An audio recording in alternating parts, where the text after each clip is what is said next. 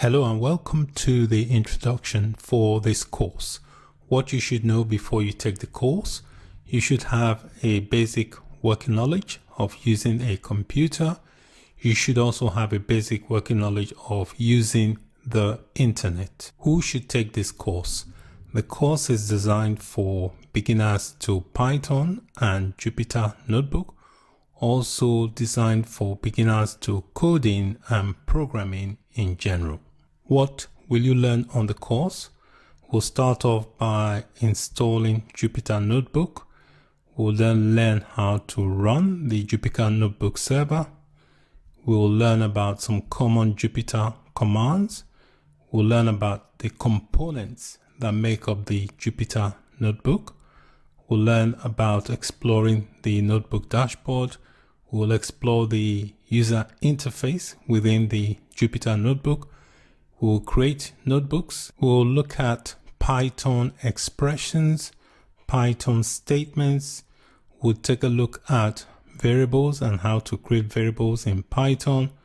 We'll take a look at data types in Python. We will learn how to cast data types, that is how to change from one data type to another. We will learn about Python operators. We'll learn about conditional statements. We'll learn about loops. We'll also learn about Python functions. The format of the course is video based and the duration is 2.5 hours long. Thanks for watching. Bye for now. Hello and welcome to this video. What is Jupyter Notebook? The Jupyter Notebook is an interactive computing environment that enables users to experiment with code, and it also allows users to share the code.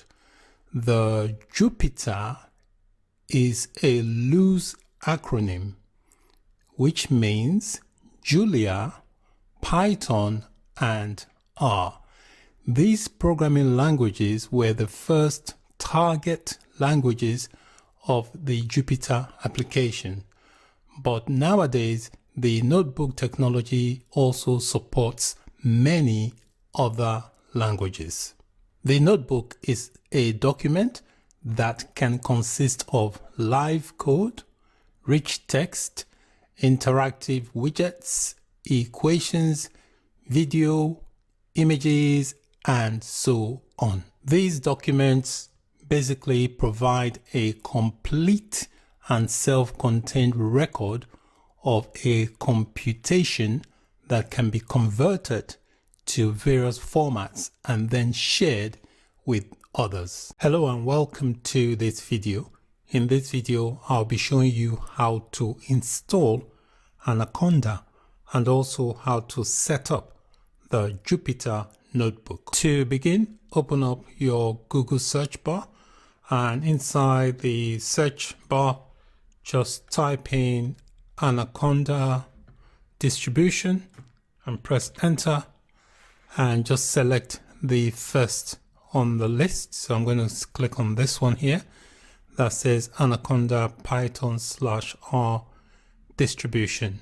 Click on that and that will detect the operating system you have.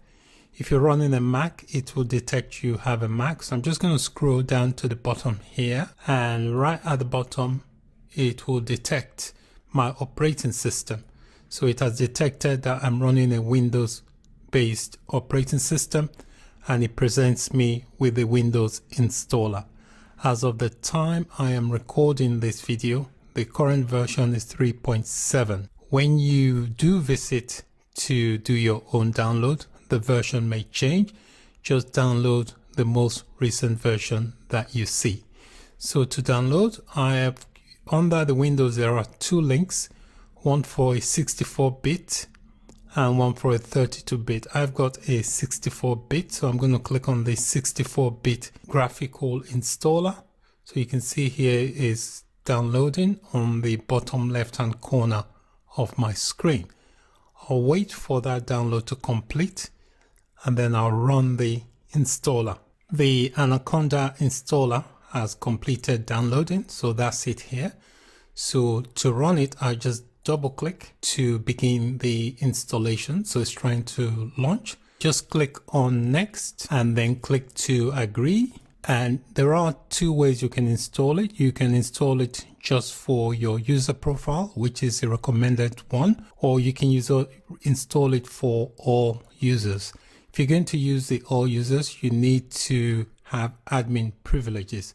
I just want to install it on one profile. So I'm going to click on the top option, which is going to install it just for me. So I'll click next, and then it tells you the destination folder where it's going to install it. Tells you the space required, 2.9 gigabyte, and tells me the space I have got available. So make sure you do have enough disk space in your designated installation directory. So I'm going to click next, and I'm going to accept this option here that's been checked, and I'm going to leave this one that is being unchecked. It says not recommended. So I'll click install to install. So we just wait for the installation to complete. So just going to give it a few minutes to run through the installation. Once the installation is completed, you will get this that says completed, and just click on the next button and click next. And then if you want to learn more about Anaconda in the cloud, you can leave that checked. I'm going to uncheck that. If you want to learn more on Anaconda, you can leave that checked. I'm going to leave this unchecked and click finish. Another way you can set up the Jupyter Notebook is by using the Python package manager, which is known as pip. This is recommended only for the experienced Python users. So before you set up the Jupyter Notebook using pip, you must make sure you already have Python installed, and then you need to make sure you have the most recent and updated version of the Python package manager, which is known as pip. And the way you can do that, if you are using a Mac, if you've got a MacBook, Mac comes pre-installed with Python version 2.7. So if you want to upgrade pip on a Mac, you will have to type in pip 3, which means that you are referring to pip version 3 and not version 2.7. So you do pip 3 on a Mac, space install -- upgrade pip, and that will upgrade pip. If you're on a Windows-based computer, you don't need to type in pip 3. Just type in pip install -- upgrade pip, and that will upgrade to the most recent version of pip. And then if you want to install the Jupyter Notebook using the Python package manager, you type in pip 3 if you're on a Mac, install, and then Jupyter. If you're running a Windows-based computer, you type in pip space install Jupyter. So if you are doing this on a Mac, you obviously have to do that on your terminal.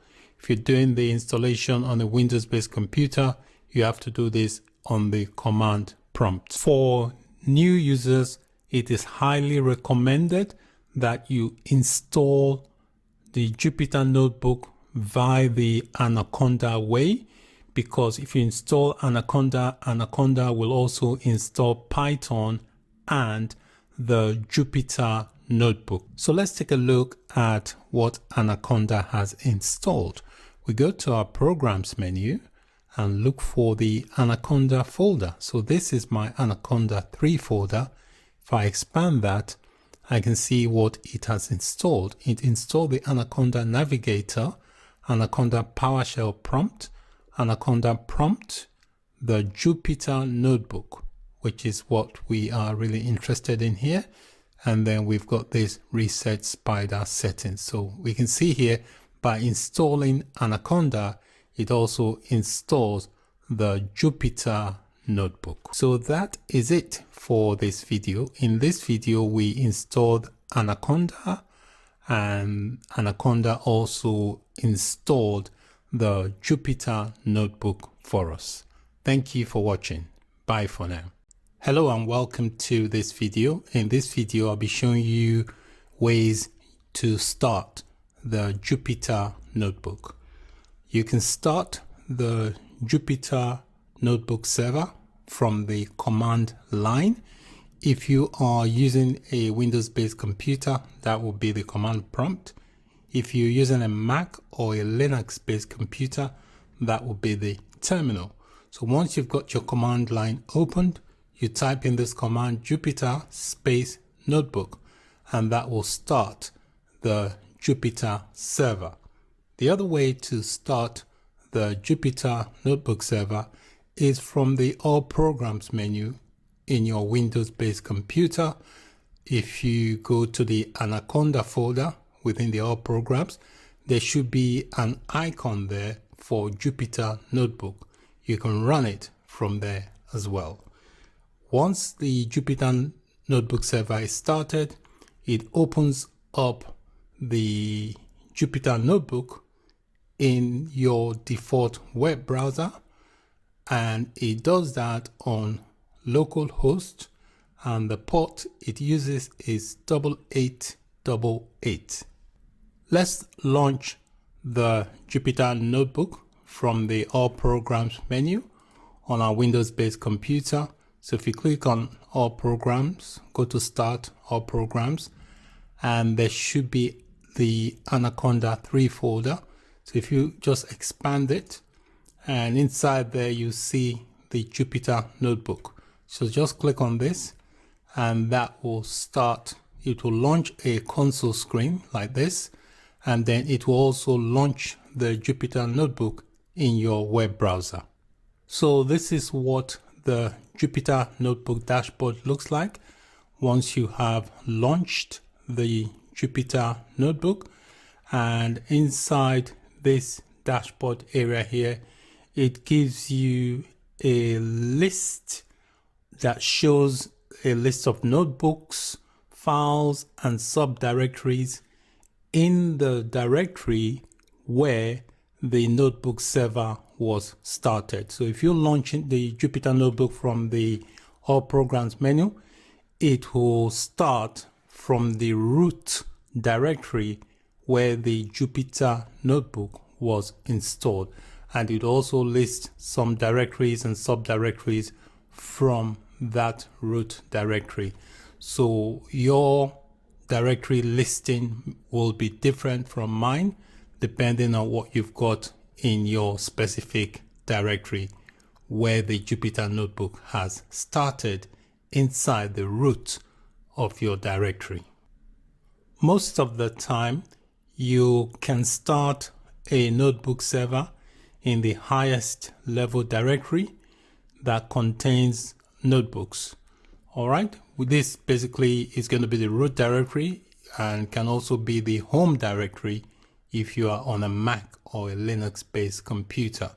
You can also specify the directory that you want the notebook to start from, and you do that by starting the Jupyter Notebook server from the command prompt. While the Jupyter Notebook is running inside the console area here, so if you look at the terminal interface here, the command line, it gives you a lot of information here.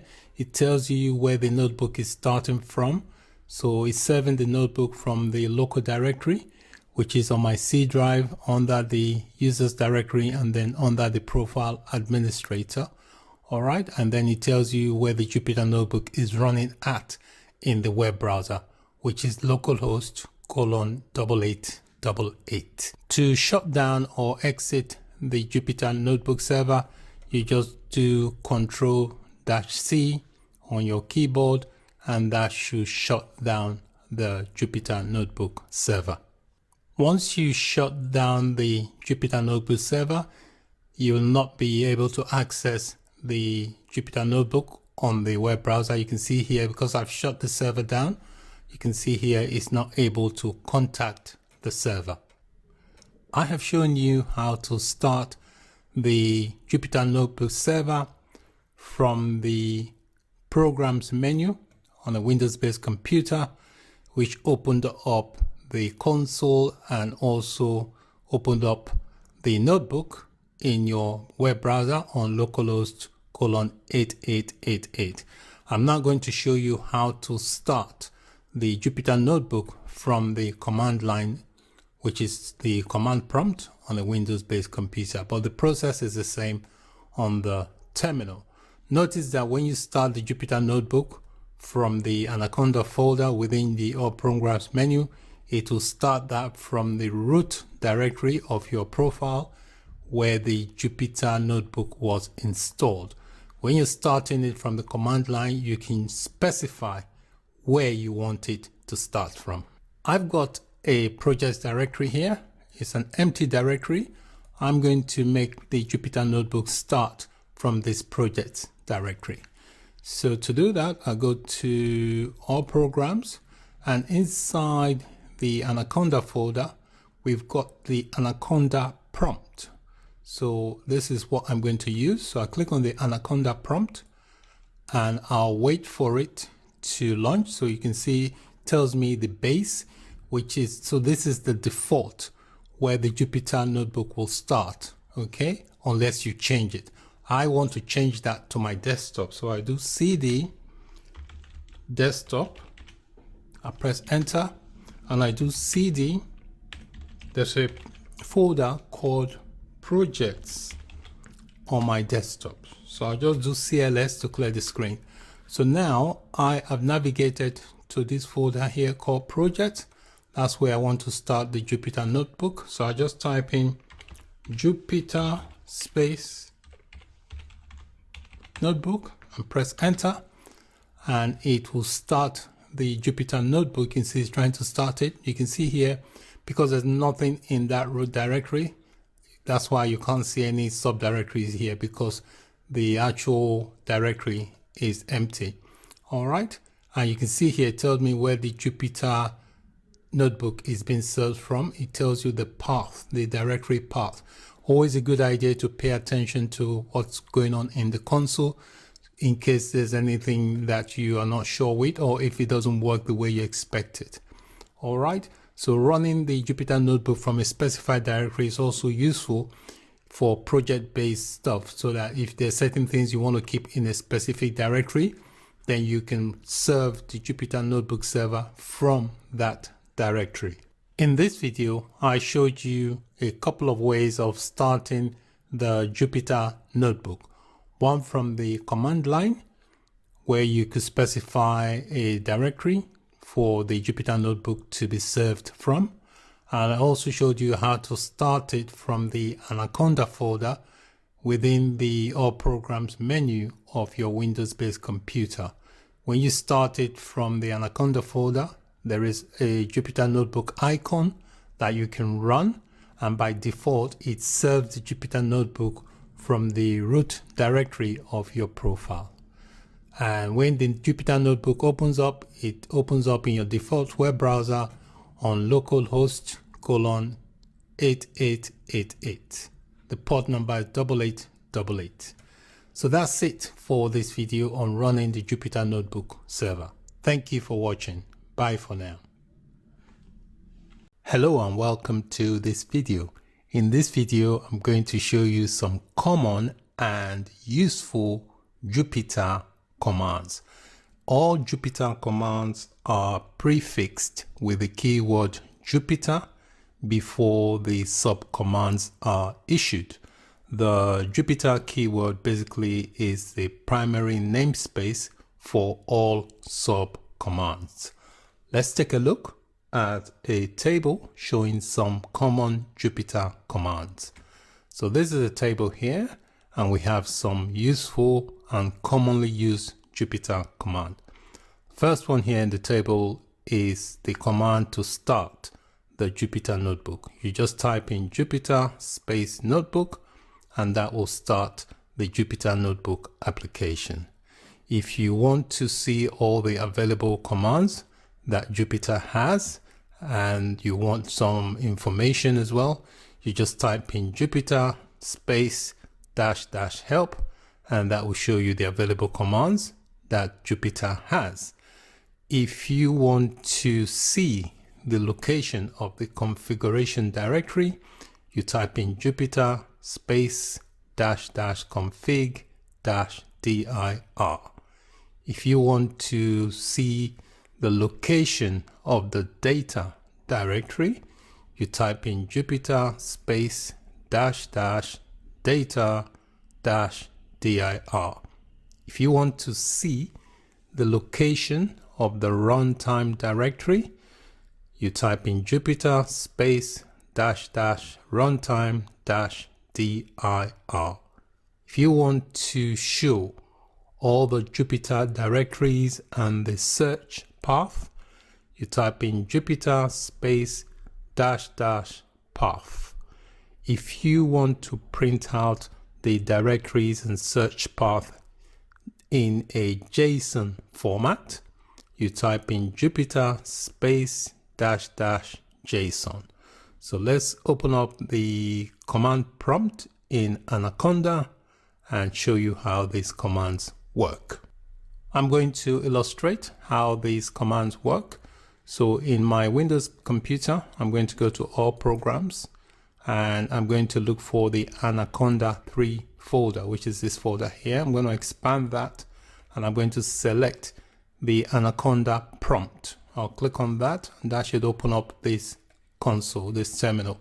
If you're doing this on a Mac or a Linux-based computer, you can just do this on your terminal. So you can see here it says base. That is the base directory. That's where the Jupyter Notebook application will start from. So if I want to start the Jupyter Notebook application and I do not want the web interface to show, this is the command I would type. I'll type in Jupyter space notebook, and then you do a space --no browser. What that means, it will start the Jupyter Notebook, but it will not show me the browser interface. So I press enter, and that should start the Jupyter Notebook in this base directory. But even though it gives me the location of the web browser interface, it will not launch it because I've said I don't want the browser to display. To shut down the server, you just type in Ctrl-C, and that will stop the server. So let's stop the server now that we have issued this command. So I just do Ctrl-C, and that will stop the server. Okay, so you can see I've done a Ctrl-C. It has shut down the server. All right, so I'm just going to clear my screen by typing in CLS so that I can type in more commands. The next command I want to type in is the help command. So if I want to see the available commands and want some information, I just type in Jupyter space --help. If you don't want to type in help, you can type in -h. That will also do the same thing, and press enter. And you can see here it gives you some information about the Jupyter Notebooks. It tells you usage here, Jupyter Interactive Computing, and gives you some optional arguments. So very useful information. I'm going to clear the screen again, type in CLS so that I can type in more command. The next command I'm going to type in is to show the location of the configuration directory. So I just type in Jupyter space, and it will be --config -dir. I press enter, and that shows me my configuration directory. The next command, I want to show the location of the data directory. So I'll type in Jupyter space --data -dir and press enter. You see that shows me the location of my data directory. If I want to show the location of the runtime directory, I'll type in Jupyter space --runtime -dir. Press enter, and that gives me the location of the runtime directory. If I want to show all the Jupyter directories and the search path, I type in Jupyter space and I type in --path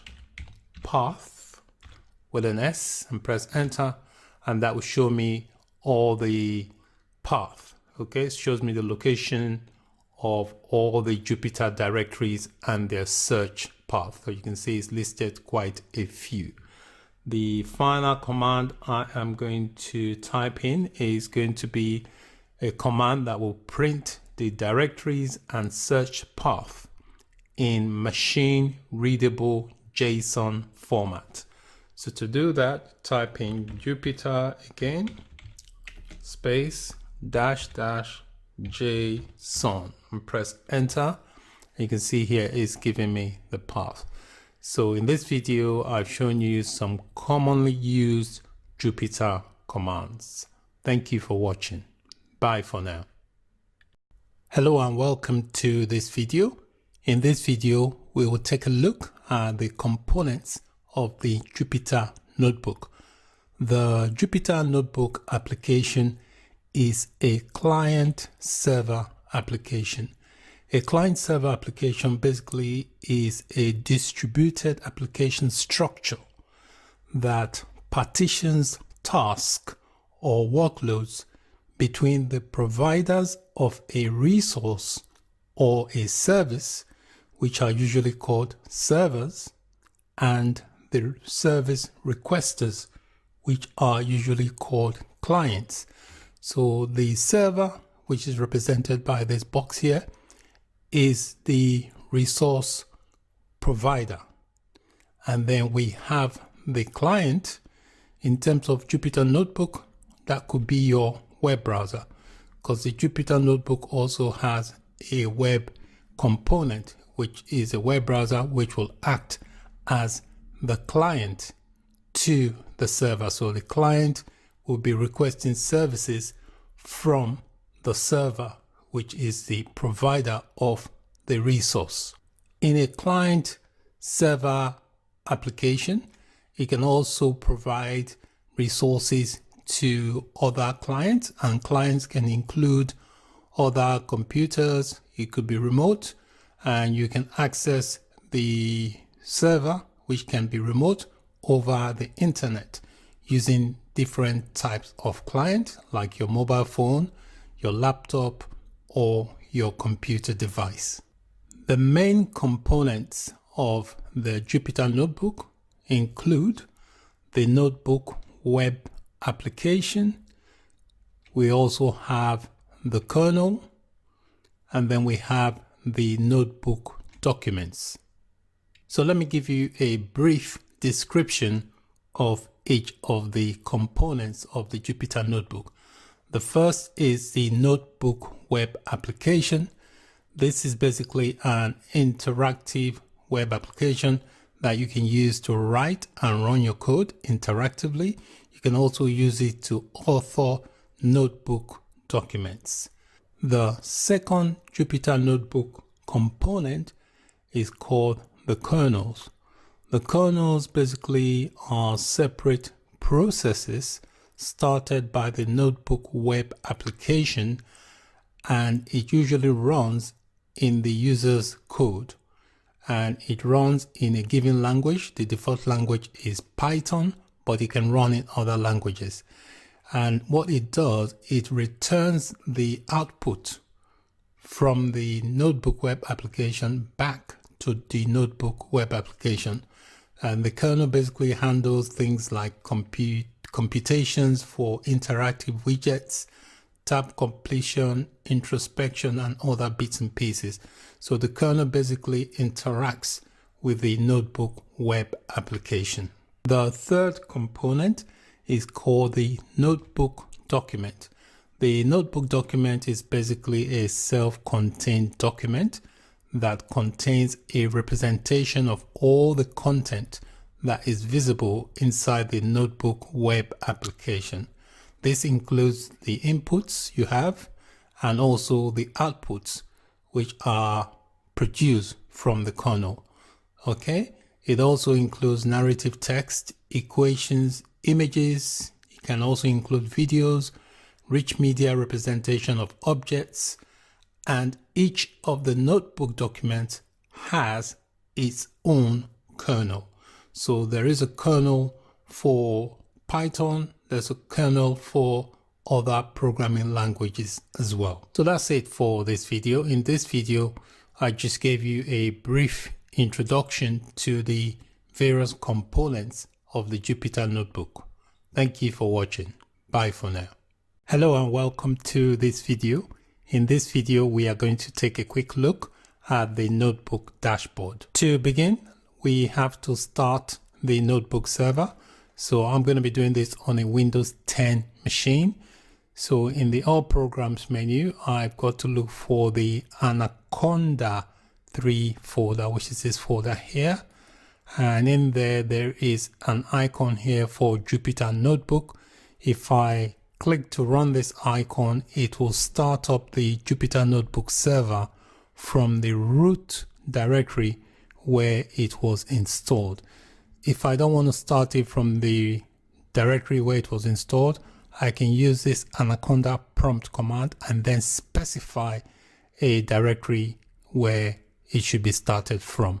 But for this video, I'm going to start it from the default, which is where it was installed. So I click on the icon for Jupyter Notebook and it will launch this Jupyter Notebook interface. You see it launches the web browser and it also launches this here. So from here you can see where the Jupyter Notebook is running at. It tells you it's serving the notebook from this local directory, which is C users administrator, and it will list everything in that directory inside the dashboard. So let's take a look at the dashboard. So this is what the Jupyter dashboard looks like. When you first start up the notebook server, your web browser will open to this notebook dashboard. The dashboard basically will serve as a home page for the notebook. Its main purpose is to display the notebooks and the files in the current directory. For example, the current directory it is showing here is this directory, C/user/administrator, and it will list what is got in that directory, which is listed here.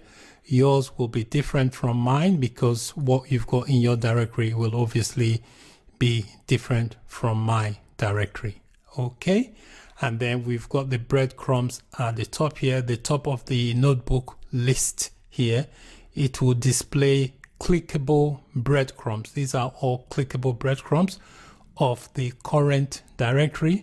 By clicking on these breadcrumbs or these subdirectories in the notebook list, you can navigate your file system. So if you want to see any of these here, just there you can see they are all clickable links to their respective directories. Okay, if you want to see what's running in the dashboard, you click on running and it shows you whatever is running at the moment. You can see there's no terminal running, there's no notebook running. Also, if you want to upload, you can click here to upload files and so on. It tells you here when these subdirectories were last modified. This little name arrow here basically is used to sort the list, the directory subdirectories in this list here. You can see the arrow is pointing down, which means it is sorting them in alphabetical order. If you want to sort it the other way, say from Z to A, you can see the arrow has gone up and it's flipped it and sorted it from Z to A. So I'm going to put it back, and then you can see here this is just referring to the file size. If you want to quit the dashboard, you can click on quit or you can click on logout. I'm going to click logout, and that has successfully logged me out of the dashboard. Okay, and then if I want to quit the server, I just type in this command here, Control-C, and that will quit the Jupyter server. So that is it for this video. Thank you for watching. Bye for now. Hello and welcome to this video. In this video, we are going to take a look at the notebook user interface.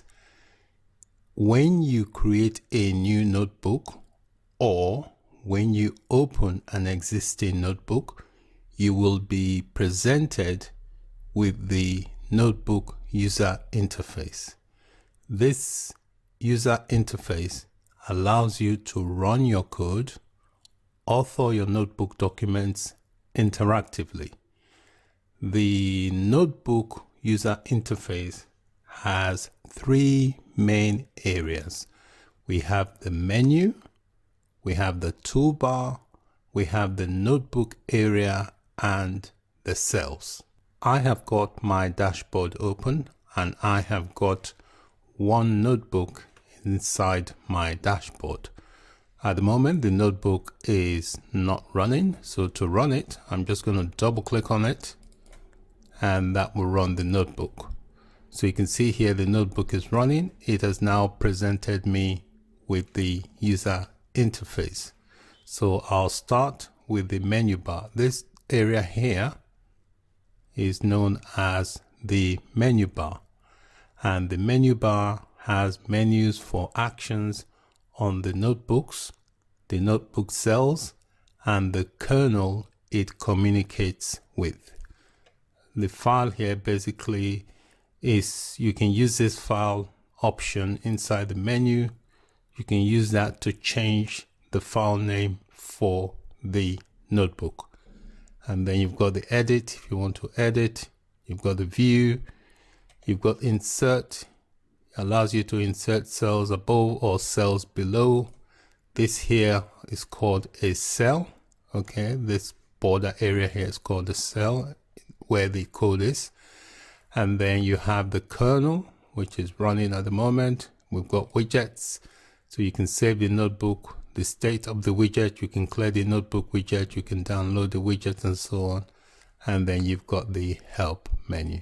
Okay, so that this area here is known as the menu bar. And then we've got here, this line here is called the notebook toolbar area. Okay, the toolbar has several buttons for the most common actions. So if you want to see what each of the buttons do, just hover your mouse over each button for more information. For example, if I hover there, it tells you that is a save and checkpoint, and that tells you that's inserting a cell. This is cut selected cell, copy selected cell, paste, and this says move selected cells up, move selected cell down. This enables you to run the cell. This interrupts the kernel. This one restarts the kernel with a dialog, and this basically restarts the kernel. The notebook has mode indicators. Mode indicators basically indicate which mode the cells are, if they're in edit mode or if they are in command mode. You can tell they're in command mode if it's got a blue strip around the cell. So if you click here, if I click on this now, if it's got a green strip around the cell, it's in edit mode. So you can see here, this icon here tells you it is edit mode. If I click outside the edit mode, you can see now this is showing as the command mode. So it's very important to know that there are two mode indicator, which you can identify by the colors around the cell. So if you've got a blue color around the cell, that's a command mode, which means you can issue command. If you've got a green strip around it, you are in the edit mode, which means you can edit the previous code you've got in the cell. Also here inside the toolbar area, we've got this icon here, which is a command palette. So if I click on that, it gives you the command group. So if you want to use shortcuts for certain things, you can do that from here. All the navigation and actions in the notebook interface are available using the mouse through the menu bar and the toolbar, which are both inside the notebook area. So that's the menu bar and this is the toolbar. So you can use the mouse to navigate through the various actions you want to perform. To select a cell with your mouse, you just click on the cell and that selects it. And if you want to change the mode, for example, the mode at the moment is edit mode, you just click outside the cell and it changes the mode to the command mode. So that is it for this video. In this video, we took a look at the notebook user interface. Thanks very much for watching. Bye for now. Hello and welcome to this video. In this video, we are going to be creating a new notebook. Before we create the new notebook, I just want to point out a few things. A notebook will have the file extension .ipynb. Also, a notebook consists of three basic type of cells. They are code cells, which will include the input and output of the live code that runs in the kernel. And then we have the markdown cells, which are narrative text that contains embedded LaTeX equations. We also have the raw cells, which include unformatted text. Also, notebooks can be exported to different static formats, which include HTML and PDF. Before we can create a notebook, we have to start the server. So the Jupyter Notebook Server, I'm going to start it from a specified directory. I've got a directory on my desktop called My Notebooks. It's an empty directory at the moment, but this is where I want the Jupyter Notebook Server to start from. And any notebook I create will be inserted inside this directory. So to begin, I go to my terminal, I look for my Anaconda folder, and then I'll click on this that says Anaconda prompt. This will give me the prompt, which will give me the default location for Anaconda. And I'm going to change that to start from my desktop. And on my desktop, I'm going to change directory to a folder called My Notebooks. All right, and I'll just clear the screen. So now I'm in the directory to start the Jupyter Notebook Server. I just type in Jupyter space notebook, and that will start the Jupyter Notebook Server in that directory I have specified. All right, so it's trying to launch the Jupyter Notebook. So this is the dashboard, and you can see the dashboard here. This is the root directory of this directory on my desktop here. That's what the Jupyter Notebook dashboard is pointing to. It's empty at the moment because there is no notebook list. There's nothing in that directory. So to create a new notebook, there is a new option that says new. You click on this new button at the top here, and all these are called kernels. So whatever kernels you see here depends on what's installed on the server. All right, so these are my available kernels, and I'm going to click Python 3 because I want to create it in Python 3. So it's going to open up a new cell. This is what is called a cell. And if you see here, the default cell is a code. All right, and if I click on the drop down, you can see there are other types. There's a markdown and there's a raw NB convert, but we're going to leave the default, which is code.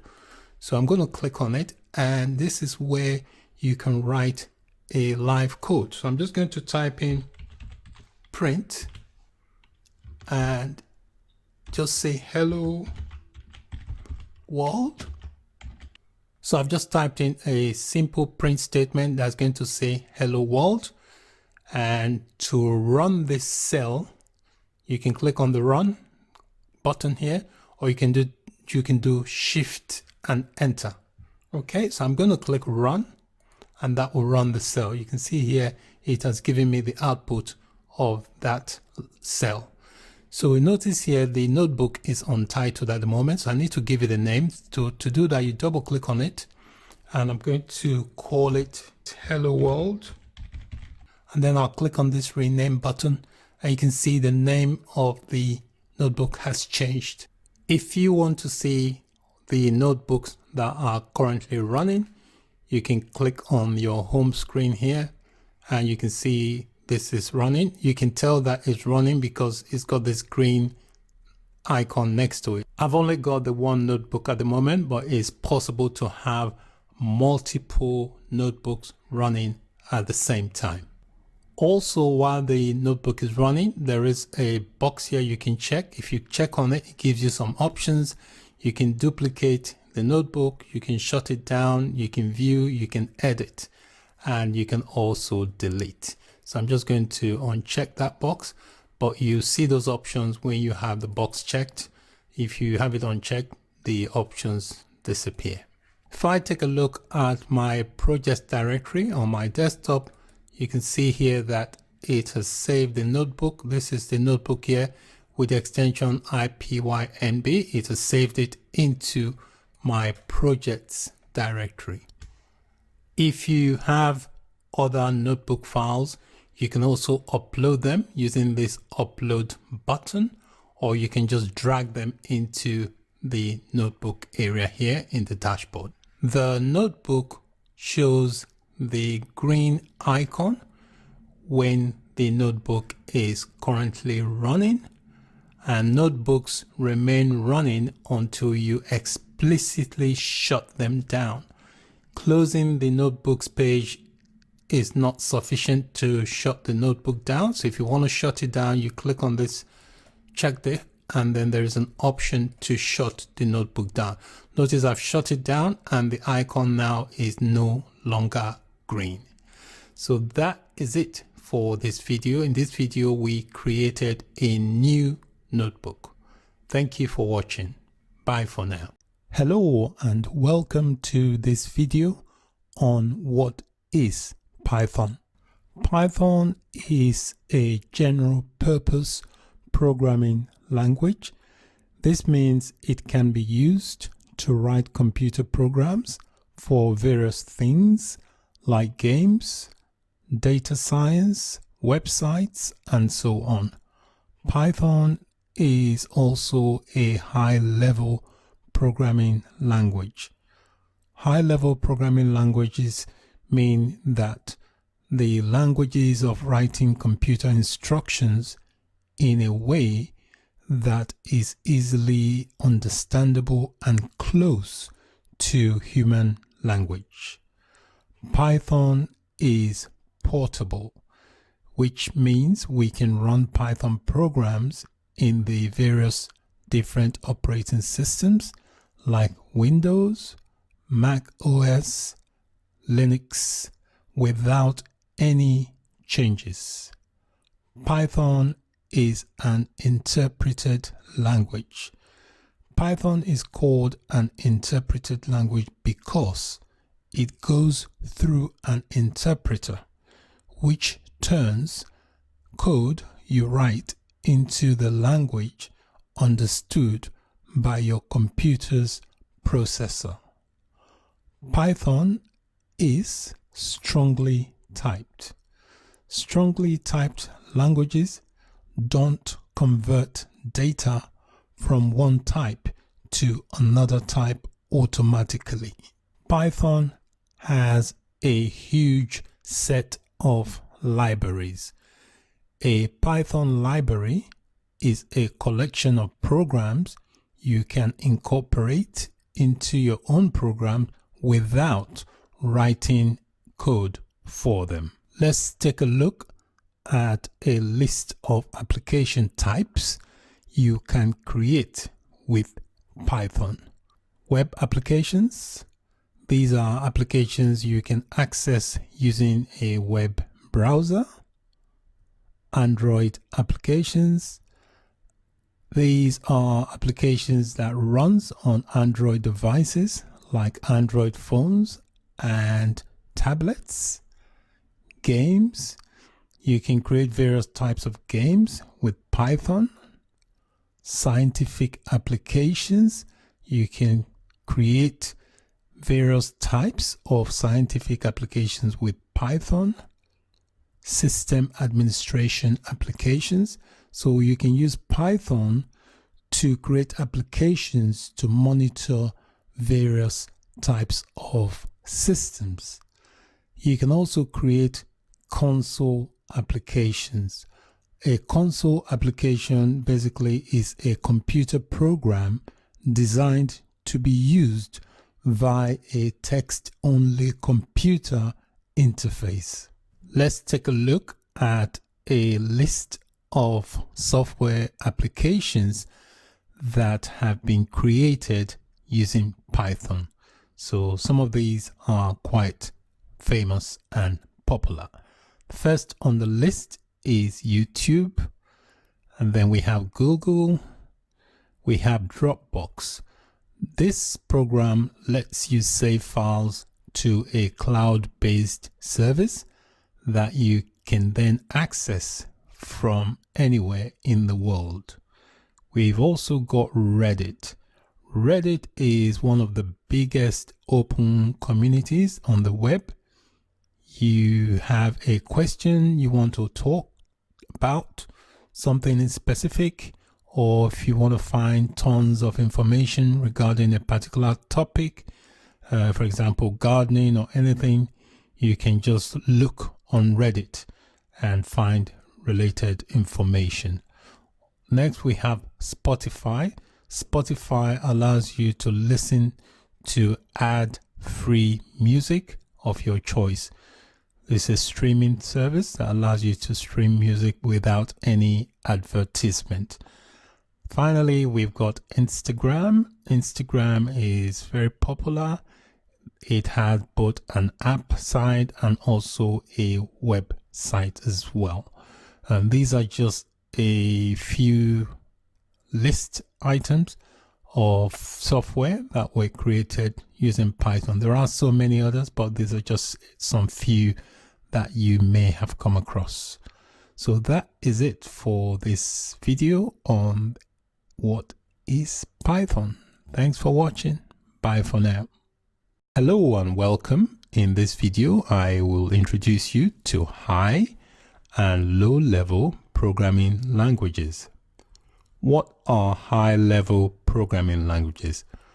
These are languages that only humans can understand. So computers can't understand them unless they are compiled or interpreted. They need an interpreter or a compiler for the computer or the machine to understand what the programming is trying to get it to do. Examples of high-level programming languages include Python, Java, C#, C++, PHP, Ruby, and there are many others. What are low-level programming languages? These are languages that only machines can understand. They do not need an interpreter or a compiler. They are closer to the computer hardware. Examples include machine and assembly language. This is a brief illustration of high and low level languages. So you can see the nearer the language is to the hardware of the machine, the faster it is, and it doesn't need to be interpreted because it's so close to the computer hardware. Whereas the further away it is, like we've got these lot here, they are further away from the hardware, so they're easier for programmers to understand because they contain English related words, but not machine to understand. So for the machine to understand what this block here is saying, it needs to be converted into machine code using a compiler or an interpreter. Key differences between high-level and low-level programming languages.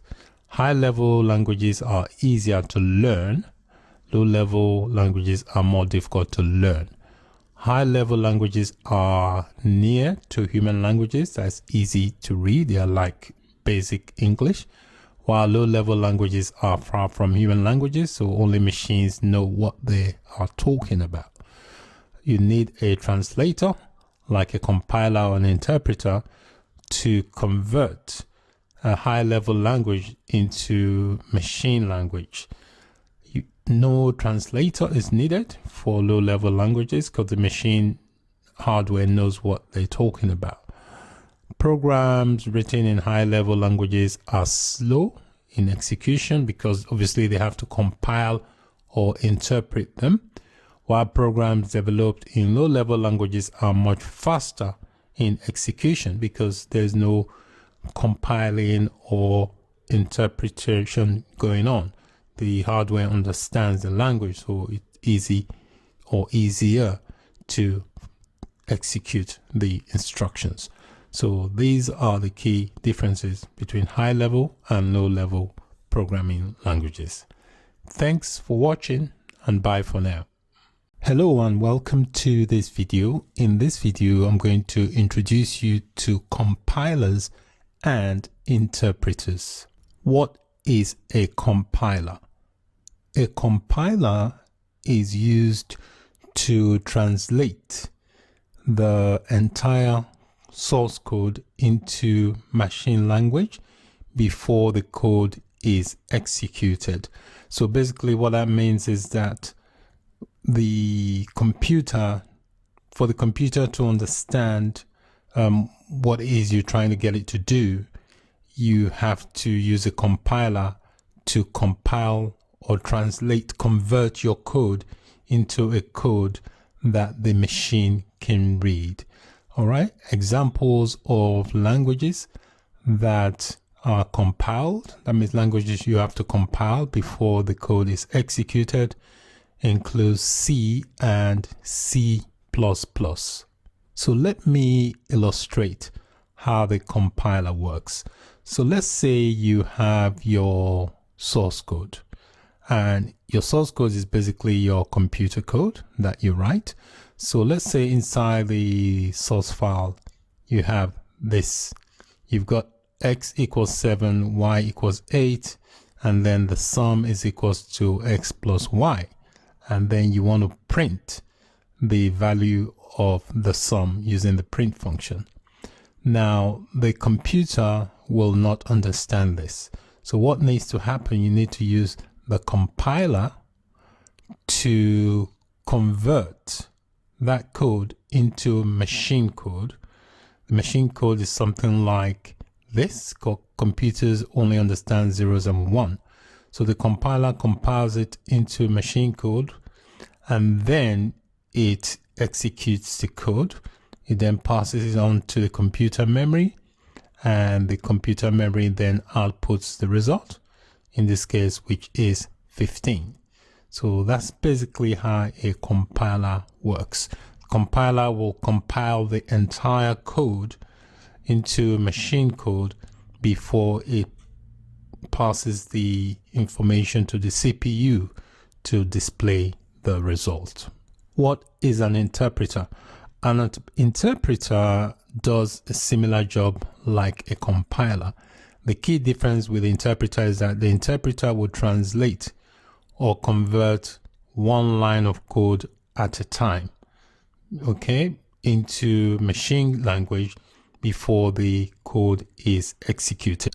Examples of interpreted languages include Python and Perl. So let me show you an illustration of how an interpreter would work.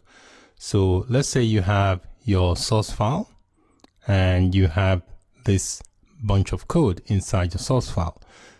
At this stage, the computer would not understand that. So for the computer to be able to interpret what you're saying, you need to use an interpreter. So the way the interpreter works is that it will convert a line at a time. So for example, it would do x equals to 7, compile that and run it. You'll do y equals to 8. It will translate or convert that and then run it, it does line by line, in comparison to a compiler that compiles the whole code into machine code before it executes. In case of an interpreter, it does it line by line, and then eventually it will produce the result. This is a brief table that illustrates some key differences between compilers and interpreters. Compilers basically will transform the entire source code, while interpreter will transform line by line of the source code. The compilers will generate a machine code first before it executes. The interpreter does not generate any machine code. Because the compiler generates intermediate machine code, it uses more memory. The interpreter uses less memory. Compiled languages run once. So once you've compiled it, you can run it anywhere because it's already been compiled. While the interpreter, the source code has to be interpreted each time you run the file. The compiler basically is more difficult, compiled languages, because it's more harder to find problems or debug issues, while the interpreter is much easier to debug. The compiler is faster and the interpreter is much slower. So these are some key differences between compilers and interpreters. So that's it for this video. Thanks for watching. Bye for now. Hello and welcome to this video. In this video, we are going to take a look at Python expressions. An expression is anything that has a value. For example, the number 3, 4 plus 5, and the string hello. Text are referred to as strings in Python. An expression can contain operators like the plus operator. It can also contain upper hands. For example, in the example 4 plus 5, 4 is the upper hand, also 5 is an upper hand, while the plus is known as an operator. I've got my notebook dashboard open. I'm going to create a new notebook. So here in this area here, I'll click on the drop down for new, and I'll select Python 3, which is going to interpret, and I'll give the notebook a name. I'll double click on it and I'm going to call it Python expressions, and I'll click on the rename button to rename it. So it's now saying Python expressions. So you can see I've got the blue strip, which means I'm in the command mode inside this cell. So I'm just going to issue a simple command. I'm going to say 3 plus 4, and to run the cell, I just click on run cell, or you do shift and enter. So I click run, and that gives me the output of 7. Let me enter another expression. I'll do 7 times 2, and I'll run the cell, click on run, and that gives me a value of 14. Let me enter a string expression this time. So a string, which is known as a text, has to be enclosed in quotes. You can either enclose it in double quotes or single quotes, but you can't mix the quotes. So I'll say hello world. To run this cell, I click on run cell, and it gives me the output hello world. In these example expressions here, the 3 here is known as an upper hand, the plus is known as an operator, the 4 is also called an upper hand. All right, and here also in the second cell, we've got the 7 as an upper hand. The asterisk represents multiplication in Python, which is known as an operator. The 2 is an upper hand. And in this cell here, we've got a string value, which is basically a text. So in order for Python to understand that this is a text, you have to enclose it in quotes. So on either side of the text. So you can have either single quotes on either side or double on either side. You can't mix single and double quotes. In this video, I gave you a brief introduction to Python expressions. Thanks for watching. Bye for now. Hello and welcome to this video. Python statements are basically a set of instructions that you give to the computer to perform a task or a series of tasks. Python statements can contain one or more expressions. It can also be on a single line, or it can consist of multiple lines. To illustrate examples of Python statements, I'm going to create a new notebook. So on that new here, I'll click on the drop down, I click Python 3. Python 3 contains the Python interpreter that will interpret the code we write into a machine readable format that the computer can understand. So I'll click Python 3 and I will just double click to give it a name. So I'll change the name to say Python statements, and I'll click rename. So this notebook is going to be called Python statements. So you can see we've got a blue strip here, which means I'm in the command mode. So I'm going to start up with a single line statement. It's going to be a simple expression. I'm going to say 9 times 9, and I'm going to run the cell by clicking on the run button, and that gives me 81. So this is known as a single line statement because the statement or the instructions is just on one line.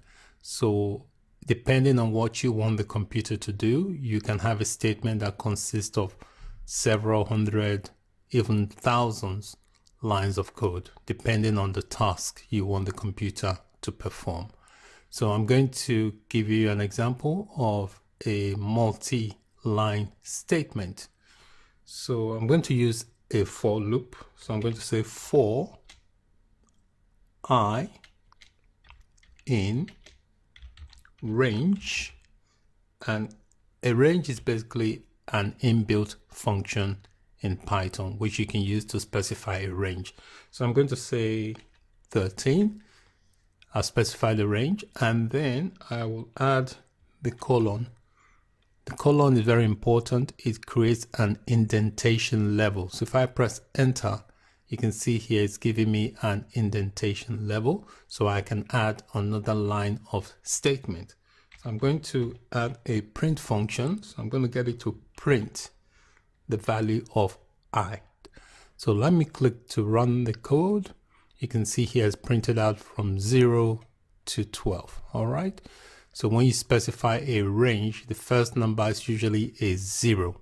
Okay. Hence it has not printed out 13 because 0 here represents the first range.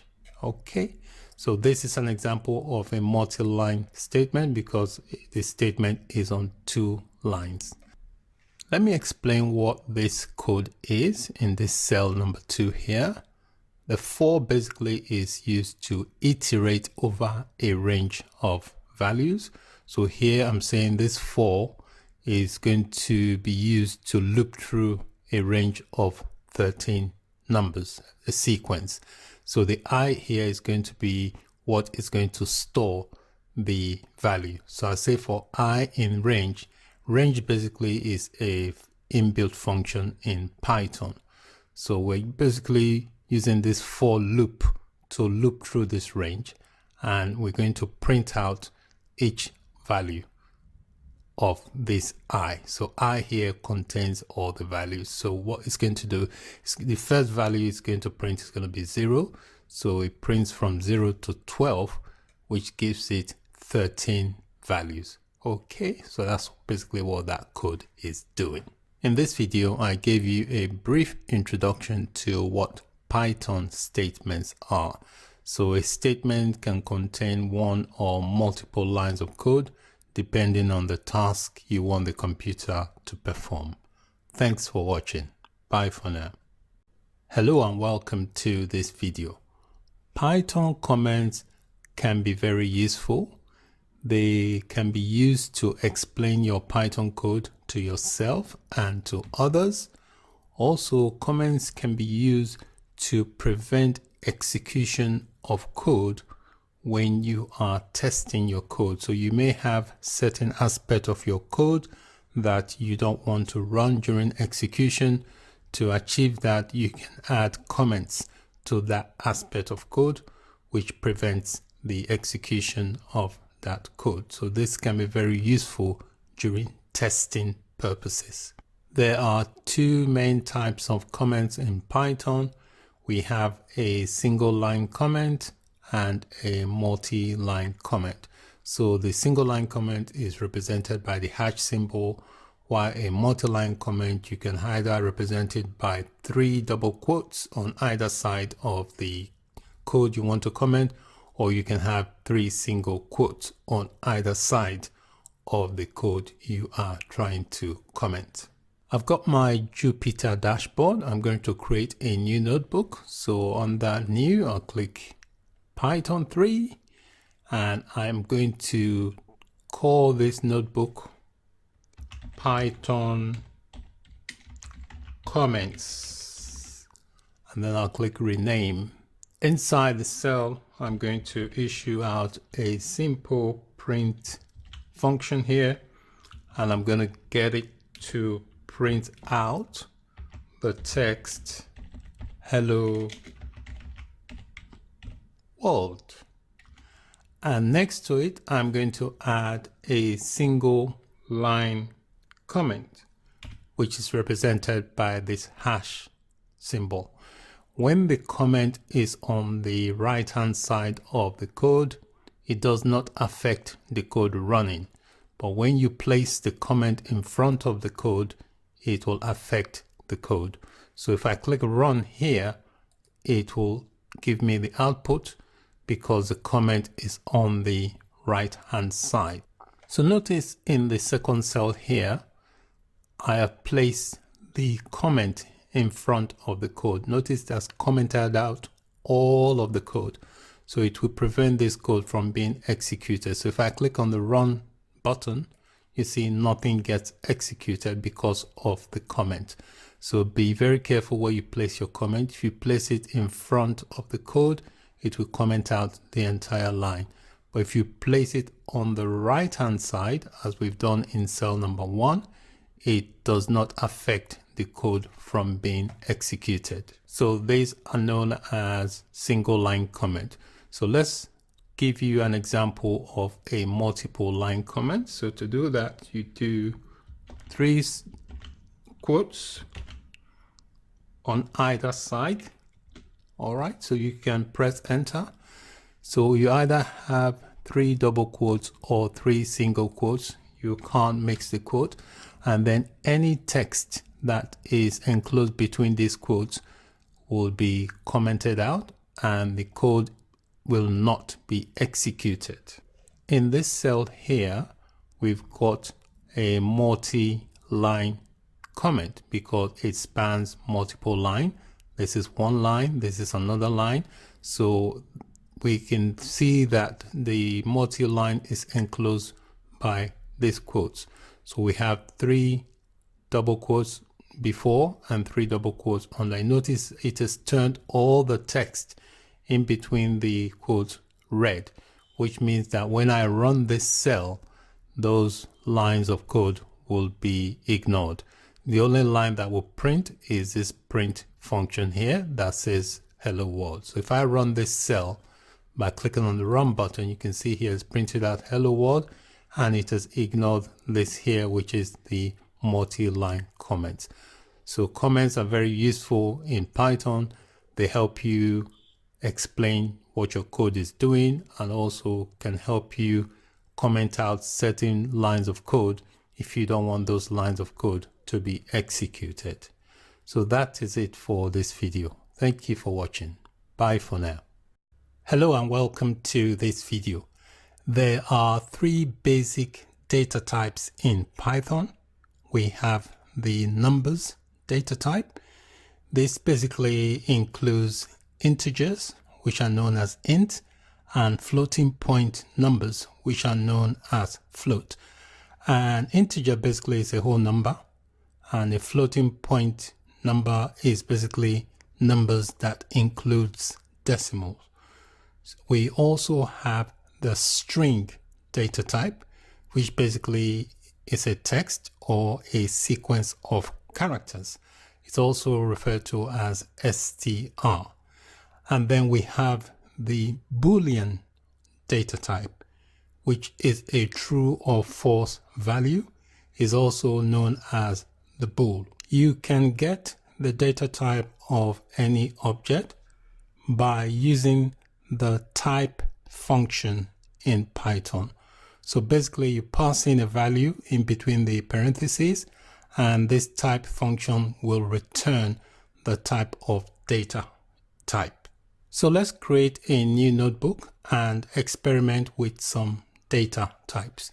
So I'm going to create a new notebook. So I'll come here, say new, click on Python 3, and I will give the notebook a name, and I'm going to call it Python data types. So we're going to experiment with the basic data types in Python. I'm going to use the type function to enable or detect the type of data type it is. So I am going to start with an integer, which is a whole number. So I'll do the type command, and inside this type function I'm going to pass in a value which is 80. So 80 is a whole number.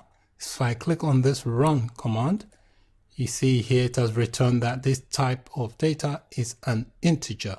So an integer is a whole number. It can also include negative numbers. So if I type in, I do a type, and inside that type function, if I pass in negative 30 and run, it also returns an integer because they can contain both positive and negative values. So let's try and get a data type that is a floating point.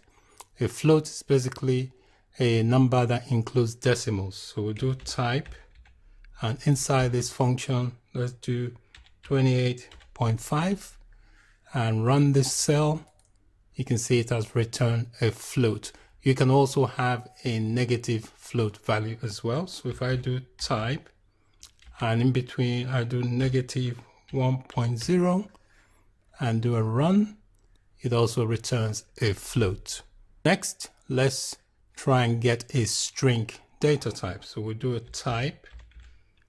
Remember, with a string, you always have to enclose the values in quotes. So I'm just going to say hello, and I'll do a run. You can see here it has returned that this is a string data type, which is specified by the word str. Next, let's do a Boolean data type. So I'm going to do a type, and inside this type function, I'm going to say 7 is greater than 6, and this should return a bool value, which means it is true. I'll click run. You can see it's returned a bool. If I do it the other way, I do a type and say 7 is less than 6, it will also return a bool value because 7 is not less than 6, so it will be a false value, which would be a bool. So if I click run, you can see here it has returned a bool value. Data types are a very important concept in Python. So when you have to store data in variables, it's good to know the type of data type you are storing. So that is it for this video on basic Python data types. Thank you for watching. Bye for now. Hello and welcome to this video. What is casting? Casting basically is the process of converting from one data type to another data type. There are several functions that you can use in casting. For example, if you want to cast a value that is in a different data type to an integer, you use the int function. If you want to cast to a floating point number, you use a float function. And if you want to cast to a string, you use the str function. Let's create a new notebook. So I'm going to click on the drop down, click Python 3, and I'm going to give this a name. I'm going to call it casting data types, and I'll click the rename button. So let's cast a value that is a float into an integer. To do that, we're going to use the int function. So I'll type in int, and inside that int function, I'm going to pass in a value that is a floating point. So I'll do 2.8, and I'll run this cell. You can see here it has returned 2, which is a whole number, and an integer. So it's converted the value of 2.8, which was a floating point, into an integer data type. So let's try and convert a whole number into a floating point number. So we're going to have to use the float function, and inside the float function, I'm going to pass in a whole number, which is an integer. So let's pass in 40, and then I'll run that. You can see here it's converted it to 40.0, which is now a floating point number. Next, let's convert an integer into a string. So to do that, we're going to use the str function, and we're going to pass in a value that is a whole number. So let's pass in the value of 3. Now if I run this, it will convert this into a string data type. So I click on run. You can see here it's converted into a string because it has quotes on either side. Anything with quotes on either side is treated as a string. So that's basically how casting works. So that's it for this video. Thank you for watching. Bye for now. Hello and welcome to this video. What are variables? Variables are named containers for storing data values. Unlike other programming languages, Python does not have a specific command for declaring a variable.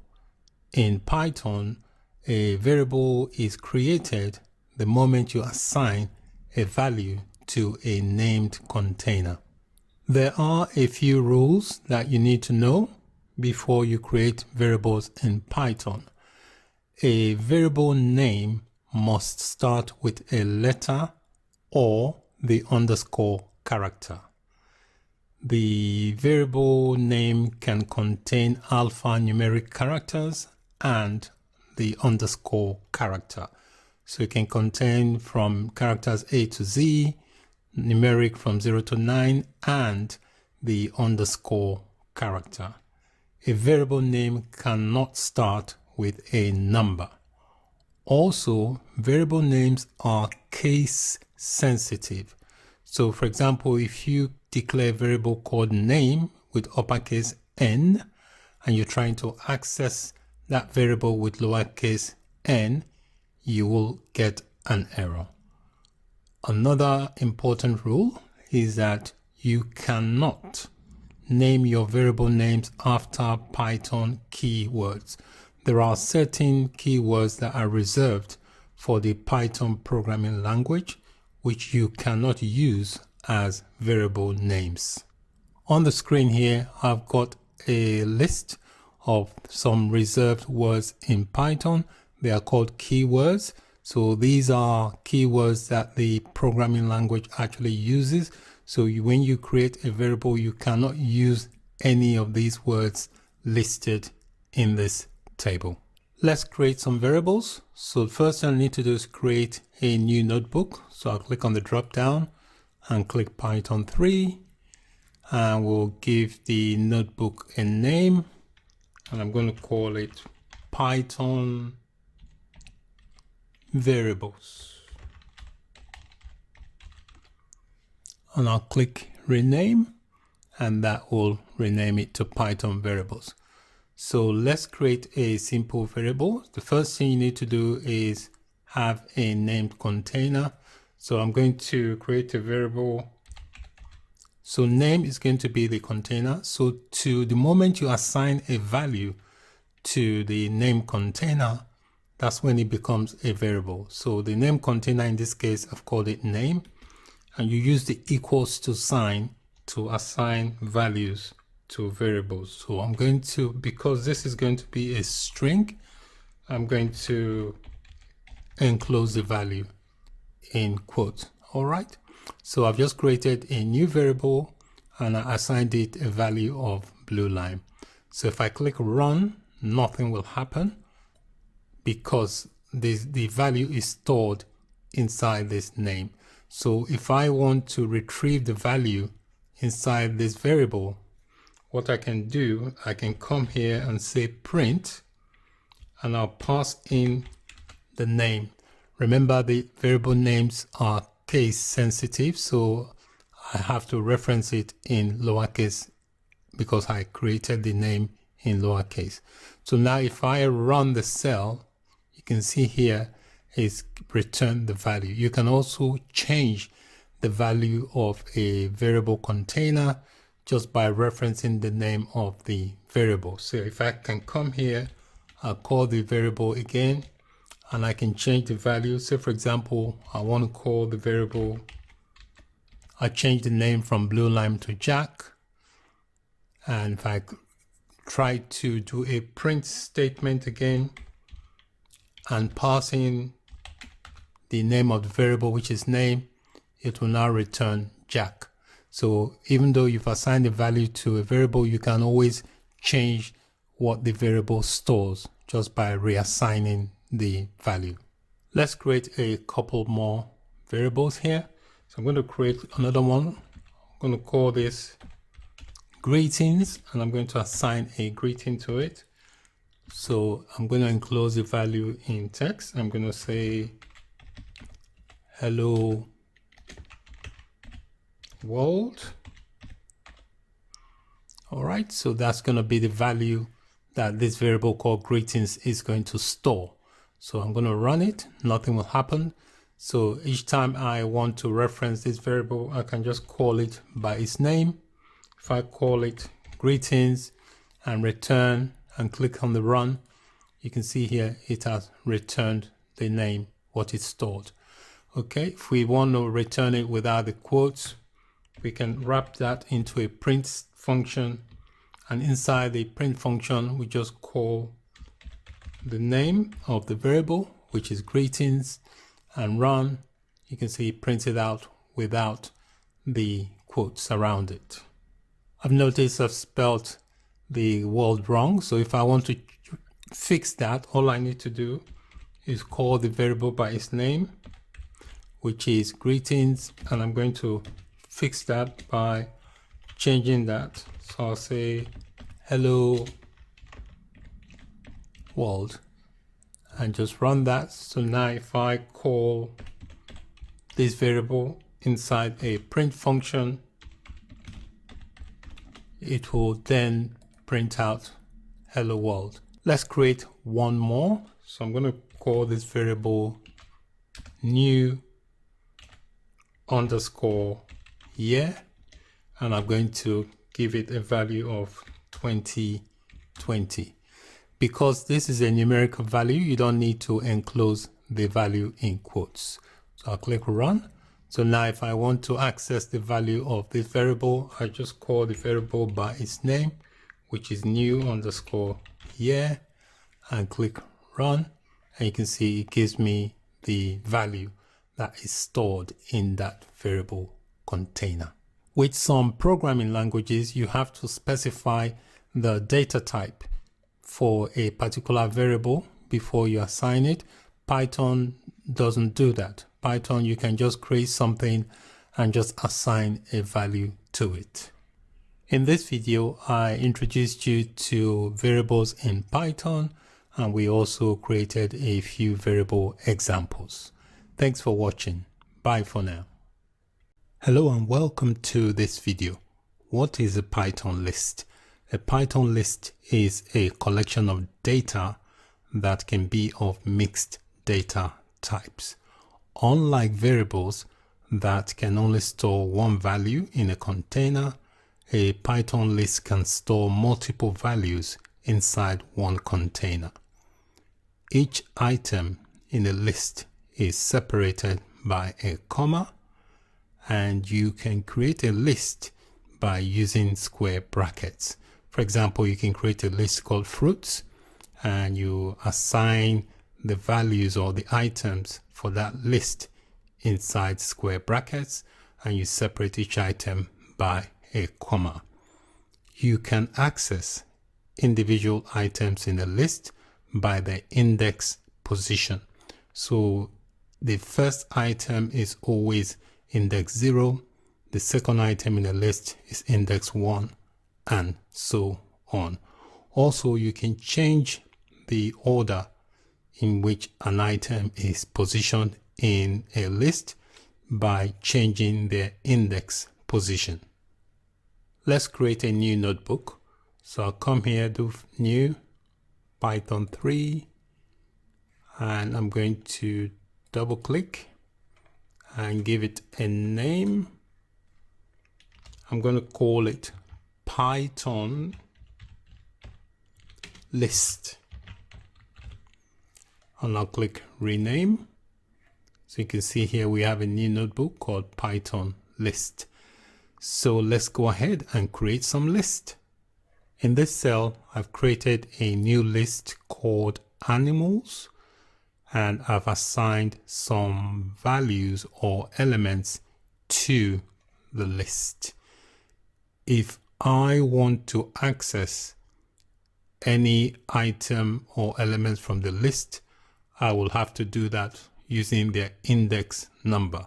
So the first item on the list will always have an index of 0, the second will have an index of 1, and so on. To access an individual item from a list, you do that using the index position. So you can see here in this cell, I'm using the print statement to print out the index of the item 1. So that is going to be dog because the first item is going to be 0.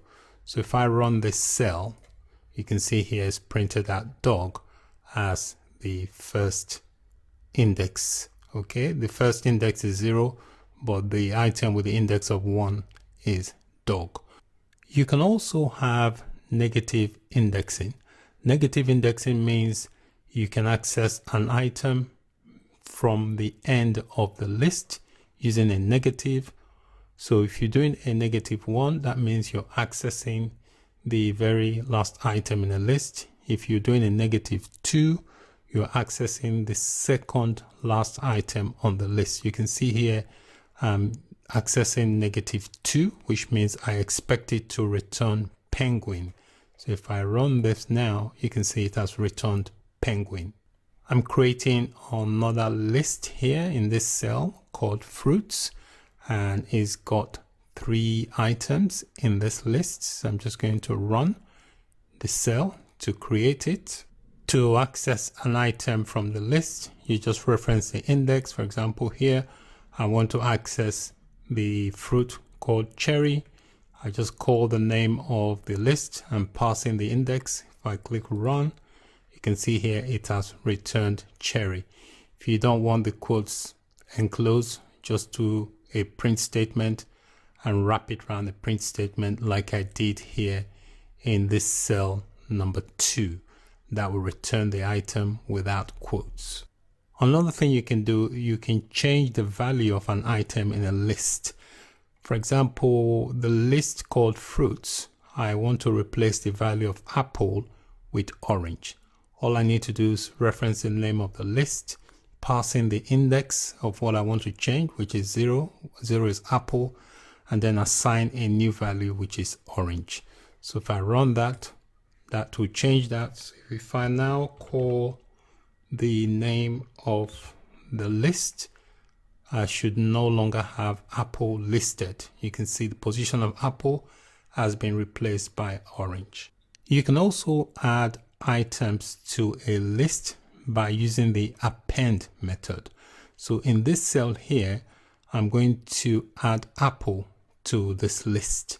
So you do that using the append method. So you call the name of the list, which is fruits, dot append, and inside the parentheses for that method, you pass in the name of the item you want to insert.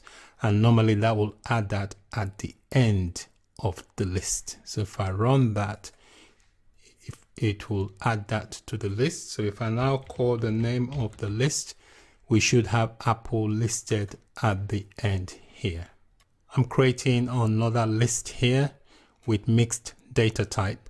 So you can create a list that has a mixture of data types, and you can also have a list include under other list. So in this list here called mixed underscore data, inside the items, I've got a string, I've got an integer, I've got a float, I've got a boolean, and I've got a list. See this list I created here called fruits. I'm adding that to this new list. So let me run that, and that creates it. So if I want to access an item, for example, if I want to access the integer from that list, so I reference the name of the list, which is mixed data, and I pass in the name, the value or the index of that integer is 1, which is 47. So if I run that now, that gives me the value. You can also remove items from a list. Now there are a few ways you can do that.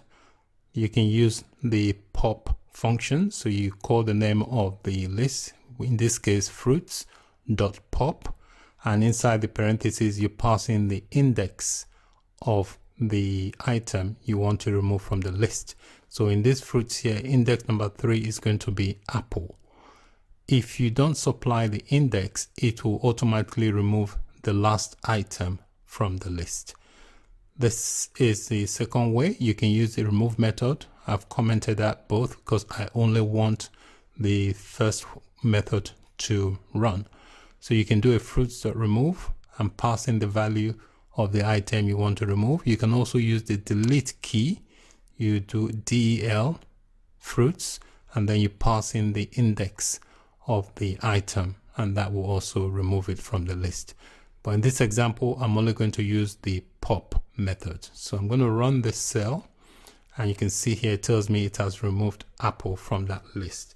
So if I type in fruits and run the cell, you can see apple is no longer listed. Another thing you can do is loop through a list, and you can do that using a for loop. So in this example here, I'm saying for x is going to represent each item in the list. So I say for x in the list called animals, I want it to print x. So it will print all the items. So if I click run, you can see here it's printed out all the items in the list. Another thing you can do is check the length of a list. So if you want to find out how many items there are in the list, this is the function. There's a function called len. So because I want to print it out, I'm wrapping it inside this print function, and inside the len function you pass in the name of the list. So if I run this now, it gives me 8. It tells me that that list called animals has 8 items in it. Another thing you can do is clear or empty a list. To do that, there is a special function called clear. So this is a list I want to empty called fruits. So you do fruits.clear, you add the parentheses, you run that, and that should clear the list. So if I type in fruits now, it should return an empty list. You can see it's returned an empty list. So that is it for this video. In this video, we learned about a Python list. Thanks for watching. Bye for now. Hello and welcome to this video. What is a Python tuple? A tuple is a collection of data that can be of mixed data type. In Python, a tuple can store multiple values in comparison to a variable that can only store one value. Each item in a tuple is separated by a comma. You can also create a tuple using parentheses. For example, you can create a tuple called fruits and then use the equals to assign values to the tuple, which are placed inside parentheses. To access the individual items in a tuple, you do that by their index. So the very first item will have an index of 0, second item will have an index of 1, and so on. Also, one very important distinction between a tuple and a list is that a tuple cannot be changed once you have created it. You can't add items to the tuple and you cannot remove items from the tuple. It is immutable. Let's go ahead and create some tuple. So in this cell here, I'm creating a tuple called animals. I'm using the equals to assign values to the tuples, and the values are placed in between the parentheses. So I'm just going to run the cell to create the tuple. So to access an item from the tuple, you use the index of that item. For example, if I want to access this item called goat, this will have an index of 3 because the first item has an index of 0, 1, 2, 3. So all I need to do is come here and call the name of the tuple, which is called animals. I add my square bracket and I'm passing the index of the item. So if I run that, that gives me goat. You can also use negative indexing to access the values of a tuple. Negative index basically will access the item from the end of the list. So here I'm accessing -1, which means I'm accessing the last item from the list, which is tiger. So if I run this, you can see here it's giving me the value of tiger. You can also specify a range of indexes to be returned from a tuple by specifying where to start and where to end the range. So in this example here, I'm using a print function to print out items from the list. So I'm using a range. So what I'm saying is that I want to print from index 2 to 5. So what that will do, it will start the search from index number 2, which is giraffe, and it will end it before index number 5. It will not include index 5. So it will give me the index number 2, which is giraffe, and index number 3, which is goat, index number 4, leopard, but it will not give me index number 5, which is lion. So if I run that, you can see here it's giving me giraffe, goat, and leopard. You can also use negative indexing on a range. Once you create a tuple, you cannot change it. What that means, you cannot add to it, neither can you change the values.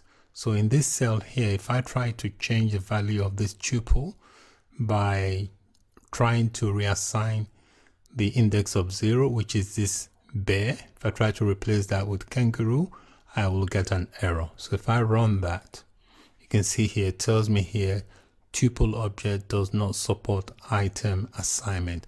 That's because once you create a tuple, you cannot append to it, you cannot change it.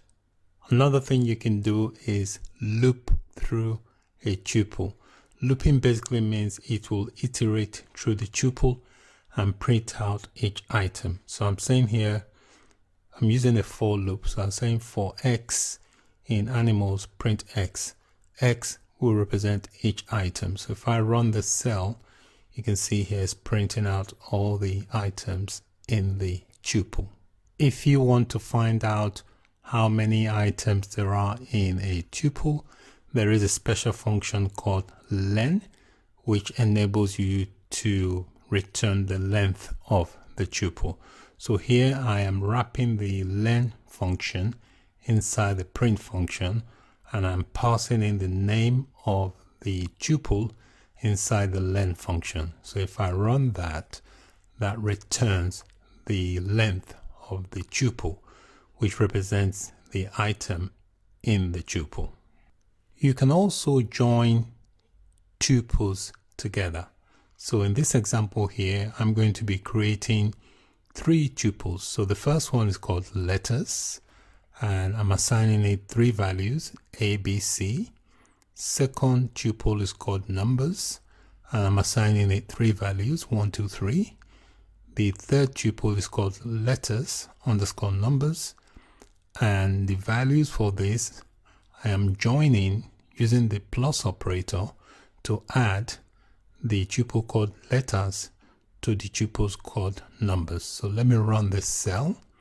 So now if I reference this tuple called letters underscore numbers, if I run that, you can see it gives me ABC 1, 2, 3.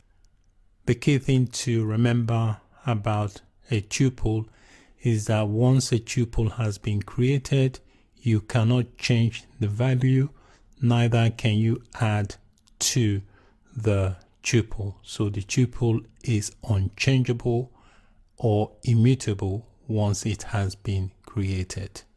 So that is it for this video. In this video, we learned about Python tuples. Hello and welcome to this video. What is a Python dictionary? A Python dictionary is a collection which is unordered, which can be changed, and which is also indexed. A Python dictionary is created by using curly brackets. Also, a populated Python dictionary will have keys and corresponding values. So the data inside a populated dictionary is paired. Paired in the sense that they have keys and the keys have corresponding values. You can access the items of a dictionary by referring to its key name inside square brackets. The values of items in a dictionary can be changed. Also, a dictionary can be nested. That means you can have dictionaries inside other dictionaries. I have created a new notebook, and inside the notebook, I have got the code here to create a new dictionary. So I'm creating a dictionary called countries underscore cities. You use the equals to sign to assign values to the dictionary, and you enclose the values in curly brackets. That's the opening curly brackets, and this here is the closing curly brackets. So these here on the left are the keys, and then these here on the right are the corresponding values. So each item in a dictionary must have a key, and the key must have a value. The key is always on the left and the value is always on the right, and then they are separated by the colon. So you can see here, these are all keys and these are their corresponding values. So I'm going to run the cell. When I try to run this cell, I encountered an error. That's because it's telling me here the key that's called Croatia. It tells me where I've made the error. I've left out the closing quotes. So I need to come back here where the cursor is flashing and add the closing quotes. So if I run that again, that should now work. You can access the items in a dictionary by referring to the key, or referring to the values, or referring to both. In this example here, I am accessing the item in a dictionary via the key. So you can see that's the name of the dictionary in square bracket. I'm passing in the value of the key, which is Italy. So if I run this, I expect Rome to return as the value. So let me run that. You can see here it has returned Rome as the value. You can also use a special function called get to return the value of the specified key. So this is the name of the dictionary, and I'm using the get function, and inside the get function I'm passing in the key, in this case Egypt, and if I run this cell it will return Cairo. So if I run that, you can see it has returned Cairo. You can also change the value in a dictionary. So in this cell here, I'm changing the value of the key that is called United States. Currently the key for that is New York. I'm going to change it to Atlanta. So if I run this cell now, it should have changed that to Atlanta. If I run the dictionary and just pass in the key United States, it should change it. You should see the change we've just made, which is Atlanta. It should now show Atlanta as a value instead of New York. So let me run that. You can see now it's returned Atlanta. You can also add items to a dictionary. Inside this cell here, I'm adding a new key, which is Japan, and I am setting the value to Tokyo inside this dictionary called countries_cities. So I'm going to run this cell. You can notice here that I've got an indentation error. That's because I've accidentally indented. So you can see where the cursor is flashing. I need to move back so that I'm indented properly. If I run that again, you can see now that has worked. So if I print the dictionary, it should now include the new key I've just added, which is Japan. So I click to run. I can see here is added Japan as well. That's Japan is the key and Tokyo is the value. You can also remove items from a dictionary. There are several ways to do this. The first way is by using the pop method.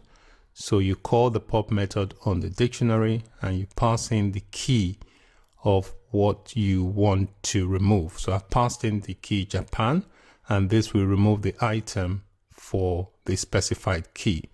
Another way to do that is by using the delete key. So you type in DEL, the name of the dictionary, and you pass in the key inside square brackets, and this will remove the item from the specified key. Another way to do that is to use the pop item method. And inside the pop item method, this will remove the last inserted item. All right, I've commented that both because I don't want that to run. I only want to run the pop method. So let me run that, and that will, I've run that. And also this print function here prints out the modified after removing Tokyo. You can see Tokyo is no longer on the dictionary list after we've removed it using the pop method. You can also loop through the dictionary keys. To do that, you use the for loop, which you use to iterate over the dictionary keys. So we say for X in the dictionary called countries_cities, you print X. X basically will represent each of the keys. So if I run that, you can see here, all is done is printed out just the keys. If you want to print out just the values, there is a special function called values.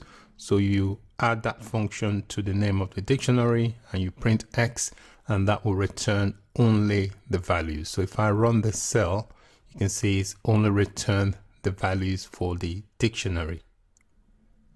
If you want to get both the keys and the values, there is a special function called items that you can call on the dictionary. So here in this cell, I'm saying for X, Y, in countries_cities or items.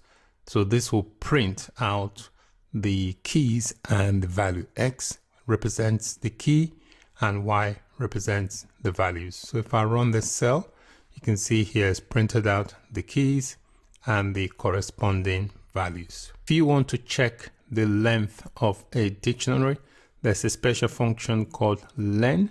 You can use that to print the length. So you wrap that inside this print function, and then you pass in the name of the dictionary inside the parentheses for the len function. If I run the cell, you can see it's returned 6. It tells me the length of my dictionary is 6, which means I have 6 keys and their corresponding values. You can also have nested dictionaries, which means you can have a dictionary inside another dictionary. So in this cell here, I'm creating a dictionary that has other nested dictionary. So the name of the dictionary is family, and you can see it contains other dictionary. This is the first dictionary called first child, second dictionary called second child, and third dictionary called third child. So if I click to run the cell, that should create the dictionary. If you want to access a nested dictionary, you can do that by referencing the name of the parent dictionary, and then in square brackets you pass in the name of the nested dictionary you want to access. So in this cell here, I want to access the dictionary called second child. So if I run the cell, you can see it's giving me the keys and the corresponding values for the dictionary called second child. You can also clear or empty a dictionary by using the clear method. So I'm calling the clear method on the dictionary called family. If I run that, that should clear it. So if I now call the dictionary, it should return an empty dictionary. If I run that, you can see here it has returned an empty dictionary. So that is it for this video. In this video, we learned about Python dictionaries. Thanks for watching. Bye for now. Hello and welcome to this video. What are Python operators? Python operators are used to perform operations on variables and values. There are different types of operators in Python, so I'm going to cover some of the operators in Python. The first one is the arithmetic operators. So these are basically used with numeric values to perform common mathematical operations. So they include things like plus, subtraction, multiplication, division, and this here is called the modulus operator. The next type of operator is the assignment operators, and these type of operators are basically used to assign values to variables. So these are what the symbols look like. You've got the equals to, the plus equals, minus equals, multiplication equals, division equals, and modulo equals. We also have the comparison operators, which are used to compare values, and they include double equals to. If you want to compare if two values are strictly equals to each other, you use the double equals to sign. If you want to check if one value is not equals to another, you use this. If a value is greater than, you use that. If a value is less than, if a value is greater than or equals to, if a value is less than or equals to. So these are all comparison operators. The final type of operator I'm going to cover in this video is called the logical operators. They are used to combine conditional statements. So they include things like and, or not. I have created a new notebook. So inside this cell here, I'm going to add some operators, and I'm going to run through the code to explain what the operators do. I have added some code into this notebook cell to illustrate how arithmetic operators work. So I'm going to start with the addition operator. So here I'm creating two variables, variable x and variable y. Variable x, I've given a value of 7, and variable y, I'm giving a value of 5. So I'm using the print function to print the value of x plus y. So this here is the addition operator. All right. So I will run the cell later. I'm not running the cell now, but I'm just showing you the examples of the operators within the arithmetic operator. Here we've got two values, value x, value y. I'm using the print statement to print the value of x, subtract the value of y. So this here is the subtraction operator. Next, we've got the multiplication. The multiplication in Python is represented by the asterisk. Again, we've got two values, x and y. We are using the print function to multiply the value of x times the value of y. And then here we have two variables, x is equals to 12, y is equals to 4, and we're using the print function to divide x by y. Slash is known as the division operator. We've got one more, which is the modulus operator. So we've got two values, values x equals 7, value y equals 5.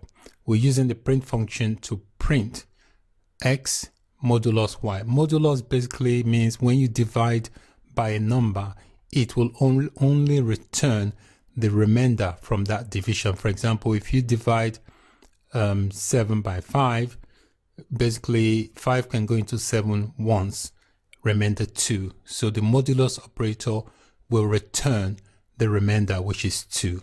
So let me run the cell and you can see the output. You can see here the first value here is 12, which is x plus y. So 7 plus 5 is 12.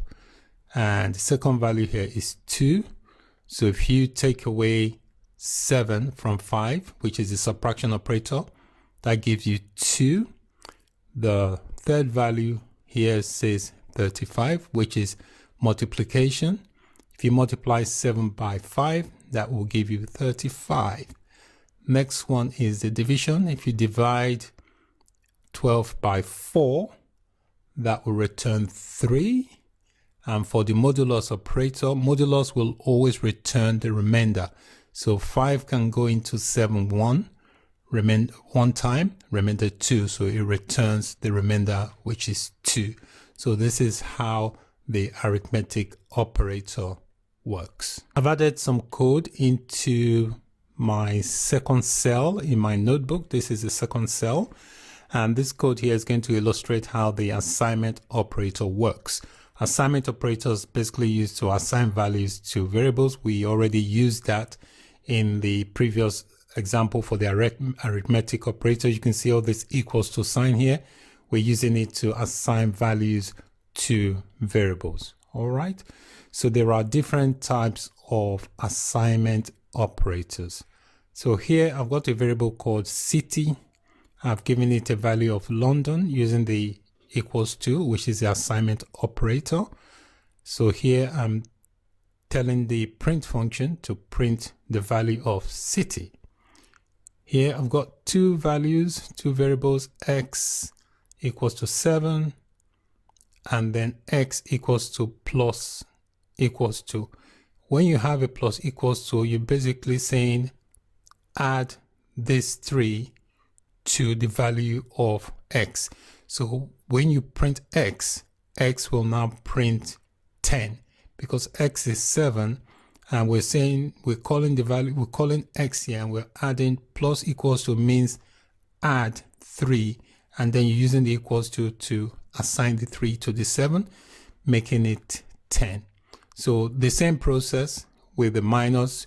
If you do a negative equals to, that means you're taking 3 away from the value of x. Same thing with the multiplication. What that is saying is that you are multiplying 3 by 7. With the division, the same thing. You are dividing 3, the value of 3 here, slash equals to mean divide equals to, you are dividing that by 3, that will return 2. Same example with the modulus here. We've got the variable x equals to 7, then x equals to the percent equals to, which is modulus equals to 3. What that means is that for the modulus operator, you're going to divide 3 by 7 and return whatever is left. So this here, print x, will return 1 because 3 can go into 7 2 times. It will have 1 remainder. That's what this print x is going to return. So let's run the cell and then we can see. So you can see here, these are all the values. Let's go to the top of the value. It says we're printing x here, which is the value of city. And you can see here it prints London. And then the next one here, we have the variable x and we're adding 3 to it. So we print x, x now becomes 10. So the same thing here, we've got the variable x, which is 7. We using the negative equals to, it will subtract 3 from that, that will return 4. And then here we're multiplying 3 by 7, give us 21. And here for the division, we're dividing 3 by 6, gives us 2. And here for the modulus, 3 goes into 7 2 times, remainder 1. So the modulus will return 1. I have added some more code to a new cell here to illustrate how the comparison operators works. So comparison operators are basically used to compare two values. So let me run through the examples here. Here I've got a variable x equals to 7, variable y equals to 3. I'm using the print function to check the comparison. Where you have a double equals to, it means you are comparing. So it's saying print x is equals to. A single equals to is used to assign a value. Where you have a double equals to is used to compare a value. So note the difference. Here x equals to 7 is a single equals to. That is used to assign values to variables. Here in the print function, I am checking comparison here. So I'm checking if x is equals to y. All right. So this, if I run the cell, this is going to return false because 7 is not equals to 3. If we look in this example, x equals 7, y equals to 3, print x. When you have the question mark, it means print x is not equals to y. This will return true because x, which is 7, is not equals to 3. And then we have, again, I'm going to use the same variables for the examples. Variable x is 7, variable y is 3. I'm using the print function to print is x greater than y. This will return true because 7 is greater than 3. Same thing here. We're checking is x less than y. This is returned false because 7 is not less than 3.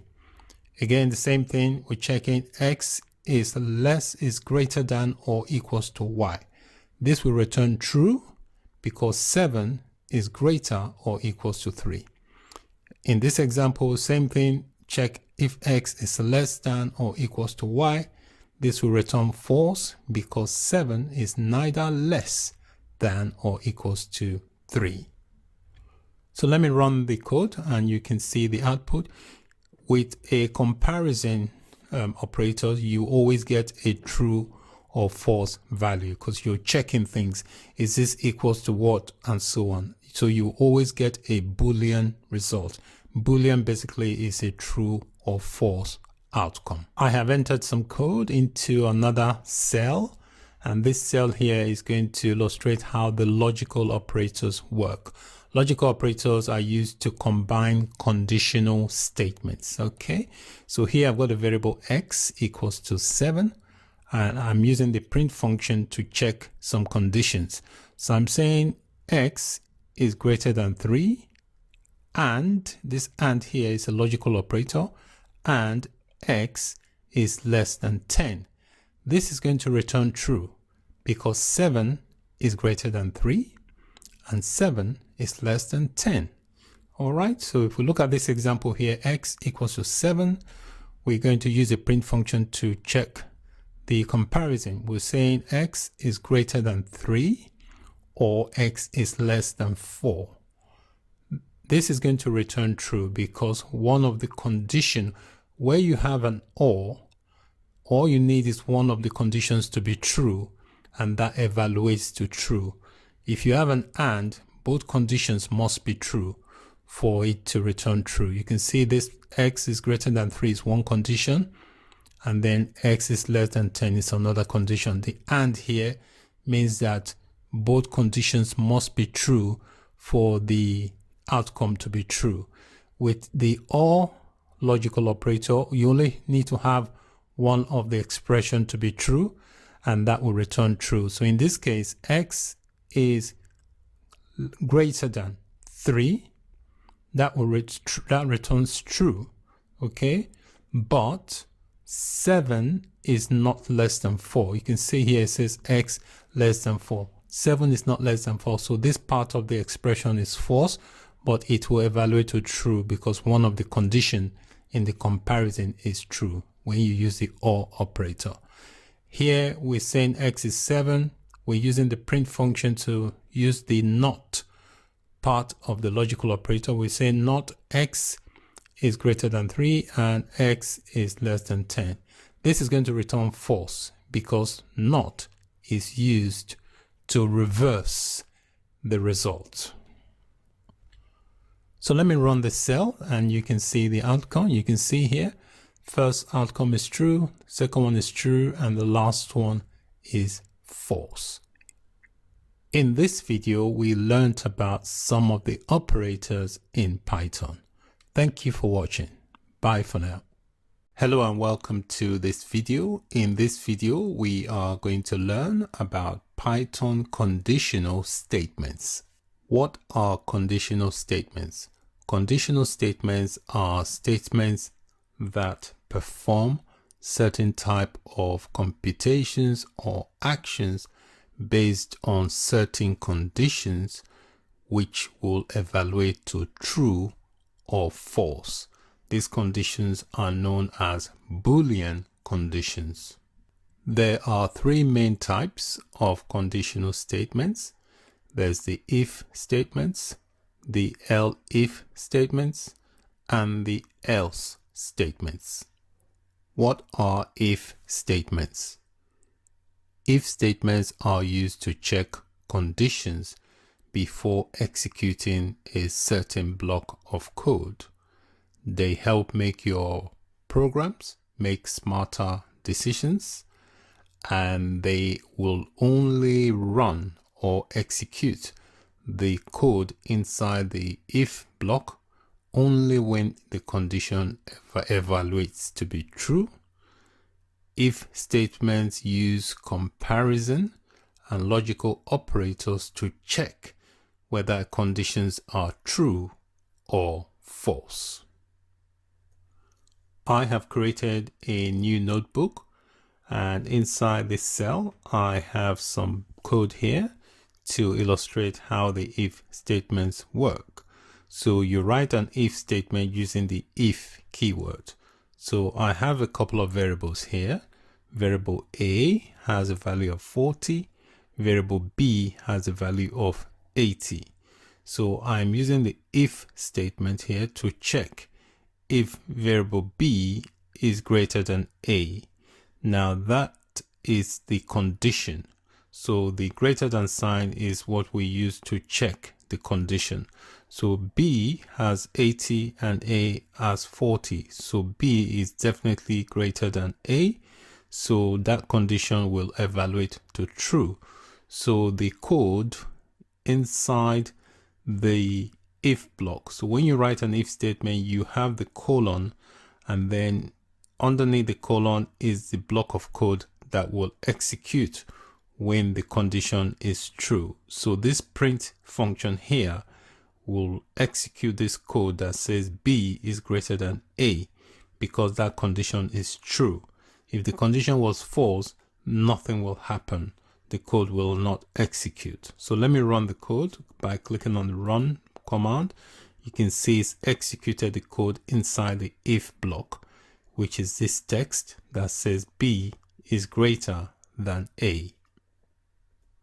What are elif statements? Elif statements are used to check multiple expressions until they find a condition that is true.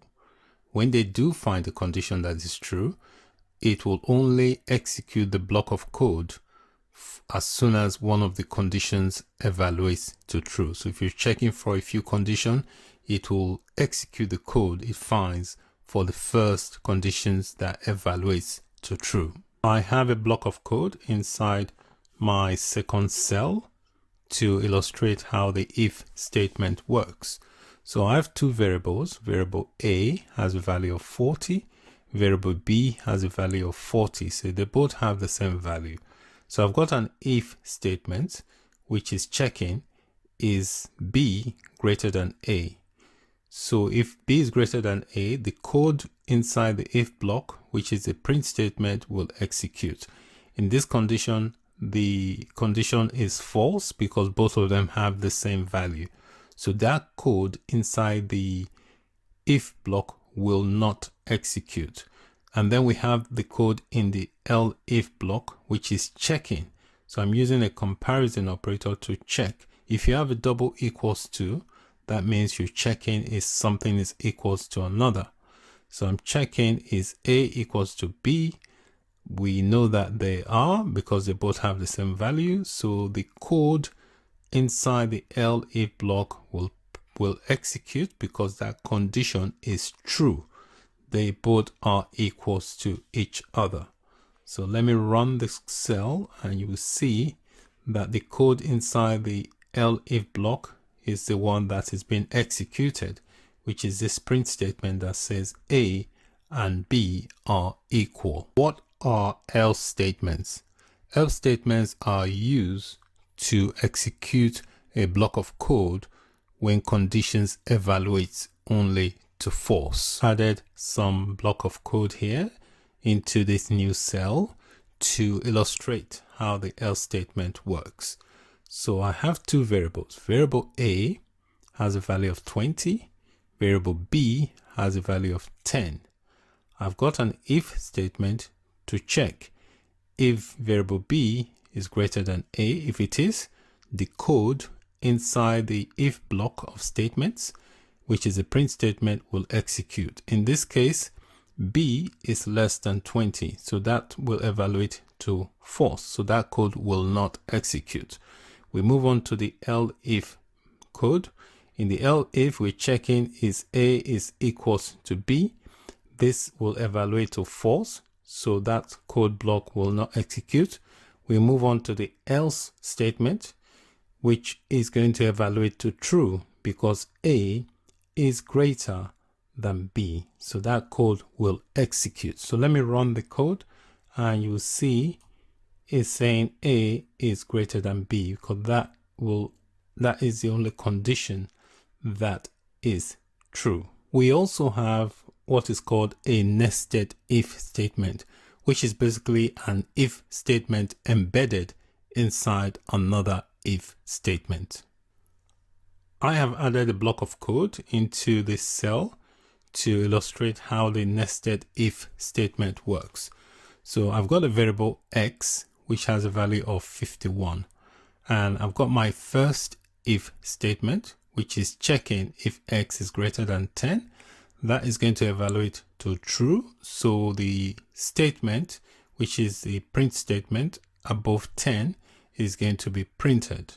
And then we have the second if statement, which is embedded inside the first one, which is checking if X is greater than 20. That is going to evaluate to true. So the print statement, which says above 20, is going to be executed.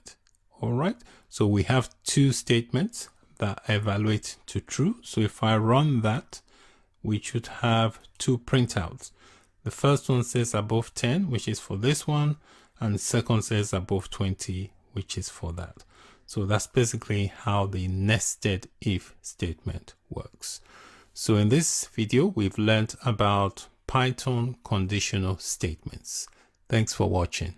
Bye for now. What are Python loops? Loops in Python is basically a sequence of code that you want to be repeated, or you want to run continuously until certain conditions are met. So if you have a block of code you want to execute several times based on certain conditions, you can use a loop, and that code will continue to run until certain conditions has been reached. There are two basic types of loops in Python. We have the while loop, which are basically used to execute a set of code continuously until a condition evaluates to false. So as long as the condition within the code is true, that block of code will continue to execute. The next type of loop is called a for loop, which is basically used to iterate over a list of items. So for loops are particularly useful when you're using a list, a tuple, or a dictionary. It can even be used to loop through a string. So the for loop, if you want to iterate and say print out certain elements or all the elements in a list, you can use a for loop to iterate over that sequence. I've created a new notebook. Inside the notebook cell here, I've added some code to illustrate how the while loop works. So with a while loop, you have to have an initial starter point. So I'm doing that with this variable called I, and I've set the variable to a value of 1. So now that we have a starting point, you can now start the while loop. So to implement a while loop, you type in the keyword while, and then you specify the conditions you are trying to check for. So I'm saying this variable I, as long as this variable I is less than 7, I want this print function to keep printing the value of I. So what this will do, it will continue printing I until it reaches 7. So once it goes past 7, that condition becomes false and the loop will stop. Also, when you have a while loop, it is very, very important to add an increment counter because the variable has a value of 1. So here you can see I have this counter here, plus equals to, which means it's going to be adding 1 to the value of that variable each time. So the first loop will run, it will print out the value of 1, and then this statement will add plus equals to means add 1 to the value of the variable I. So it will keep adding 1 until it exceeds that level. So the moment it comes to 7, the loop will stop because it would have evaluated to false because I will no longer be less than 7. So, but it's very important you add this increment counter. If not, the loop will go on forever. It will never be false. So the counter is very important so that at some point it evaluates to false. All right. So let me run this and then you can see what I mean. You can see here it will print, it prints up to 6. It doesn't print 7 because that basically is where the condition becomes false. So it will keep printing as long as this condition is true. So once it becomes greater than 7, it turns to false and then the loop stops. But it's very important that you always add the increment to the original value, which is 1. If not, the loop will continue forever, which means that this condition I will always be less than 7 if you don't add this increment to be adding 1 each time the loop runs to the original value.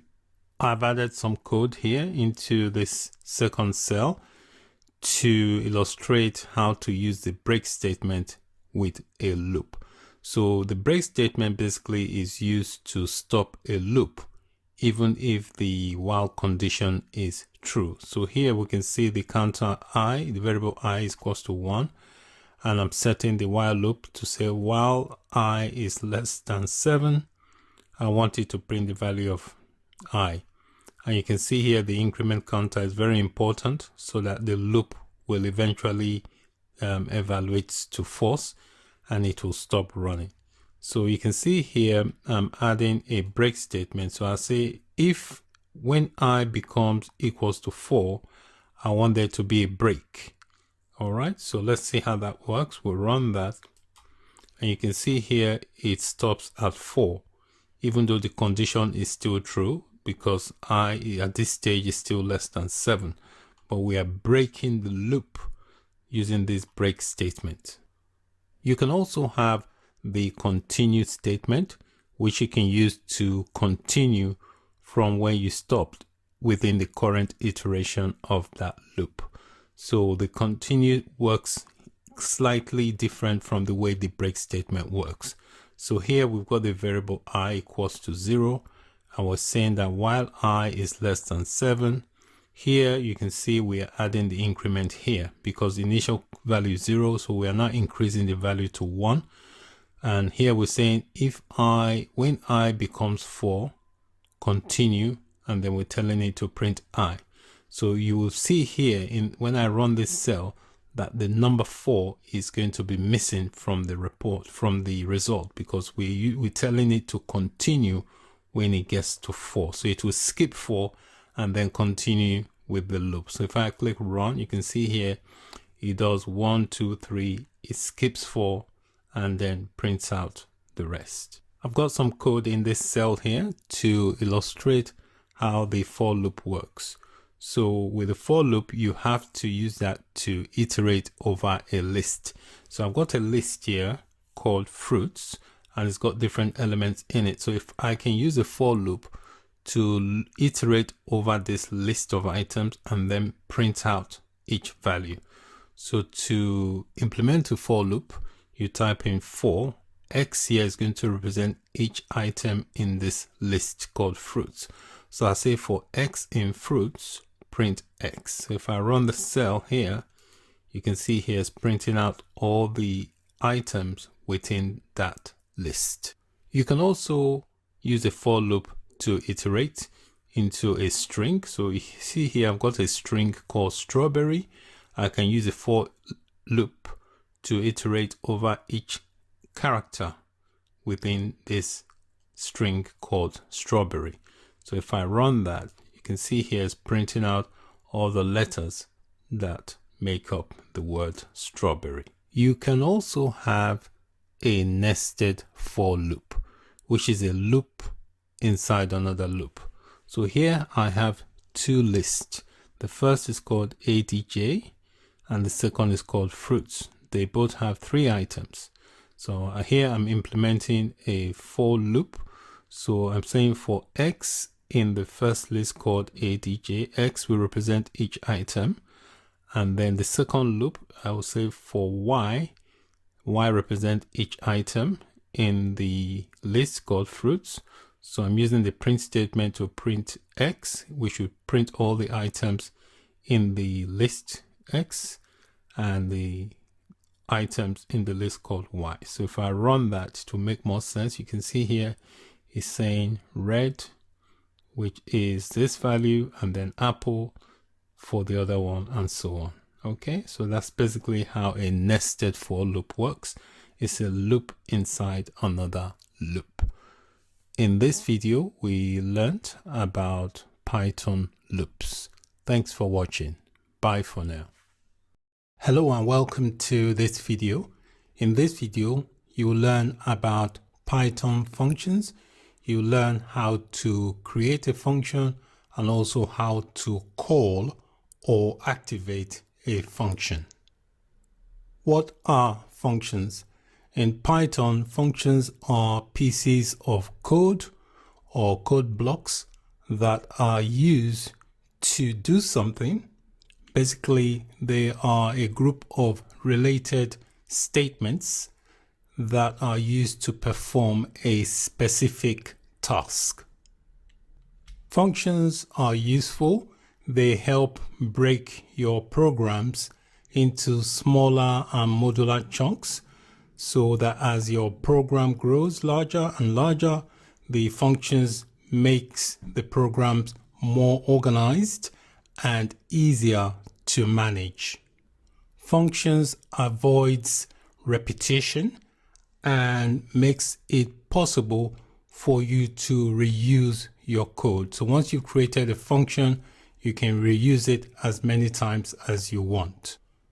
Once you've created a function, the function does not do nothing until you activate or call the function. So the process of activating a function is also referred to as executing or running a function. And you do that by calling the function with its name. So whatever name you've called your function, if you want to activate or execute it, you need to call it by its name. When you create functions, you can have them have parameters, which are variables. So you can create a function and then pass in variables, which are known as parameters. And also when you are calling or executing the functions, you have to call it and supply arguments. The arguments are referred to as values. Functions can return data as a result. There are several types of functions. There are built-in functions and there are also user-defined function. An example of a built-in function is the print function, which you can use to print stuff or data on the screen. And then you have your own custom, which are user-created custom. They're also referred to as custom functions. The syntax for creating a function is fairly straightforward.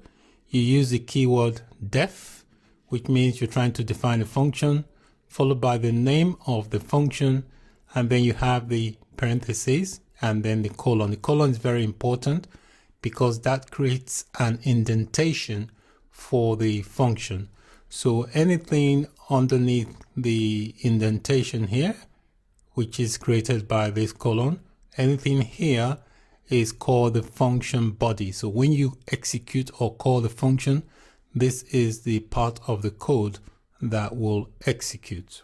I have created a new notebook, and inside the notebook, I've added a block of code. Here, I'm creating a new function called sum. So you create a function by using the keyword def space. You give the function a name, and inside the parentheses, you can pass in parameters if you want to. Parameters are like variables. So you can see here I've passed in two parameters, x and y. You can also leave the parentheses blank without any parameters. So after you define the function, you add the colon. The colon creates this indentation level here.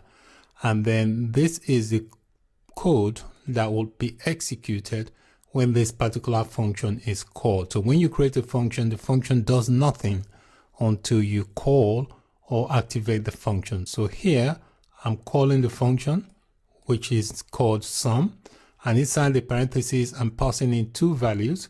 The first value will be for the variable x, and the second value will be for the variable y.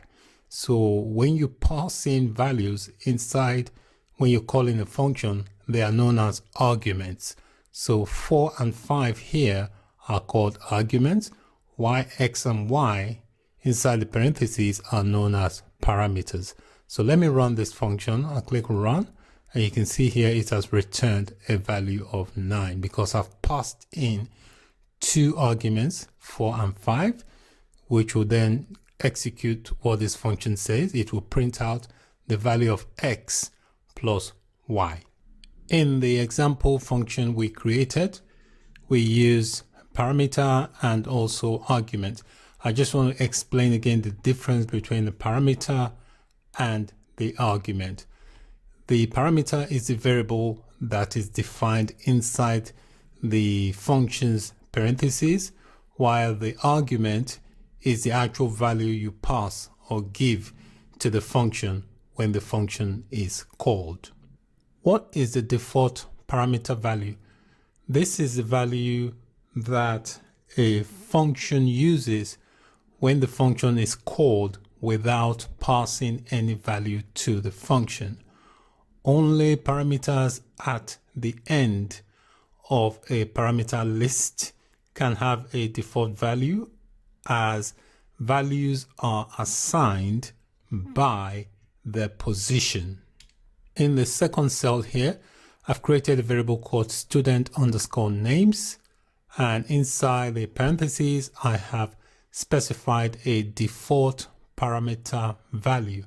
Alright, so this is the value that the function is going to use if I call the function without passing it any value. So the name inside the parentheses is names. This is going to be the variable, and the value is going to be blue line. So when I call the function, this is what is going to happen. It's going to print this text, hello, plus whatever value that this variable names has. So here I'm calling the function with and without arguments.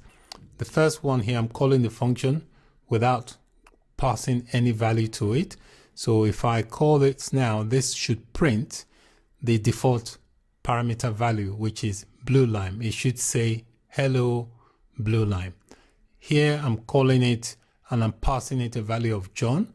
So now the name variable will now have the value of John, and this I'm calling here again and giving it a different value. So let me run that, and then you can see it says hello blue line, which is the default value because I call the function without giving it any value or argument. I call the function again, give it a value of John. It says hello John. Call it again and give it a value of Jane, and it says hello Jane. So it basically executes the code in the body of the function, which is this print statement here. So whatever value the variable names has, it will say hello to the value of that names variable.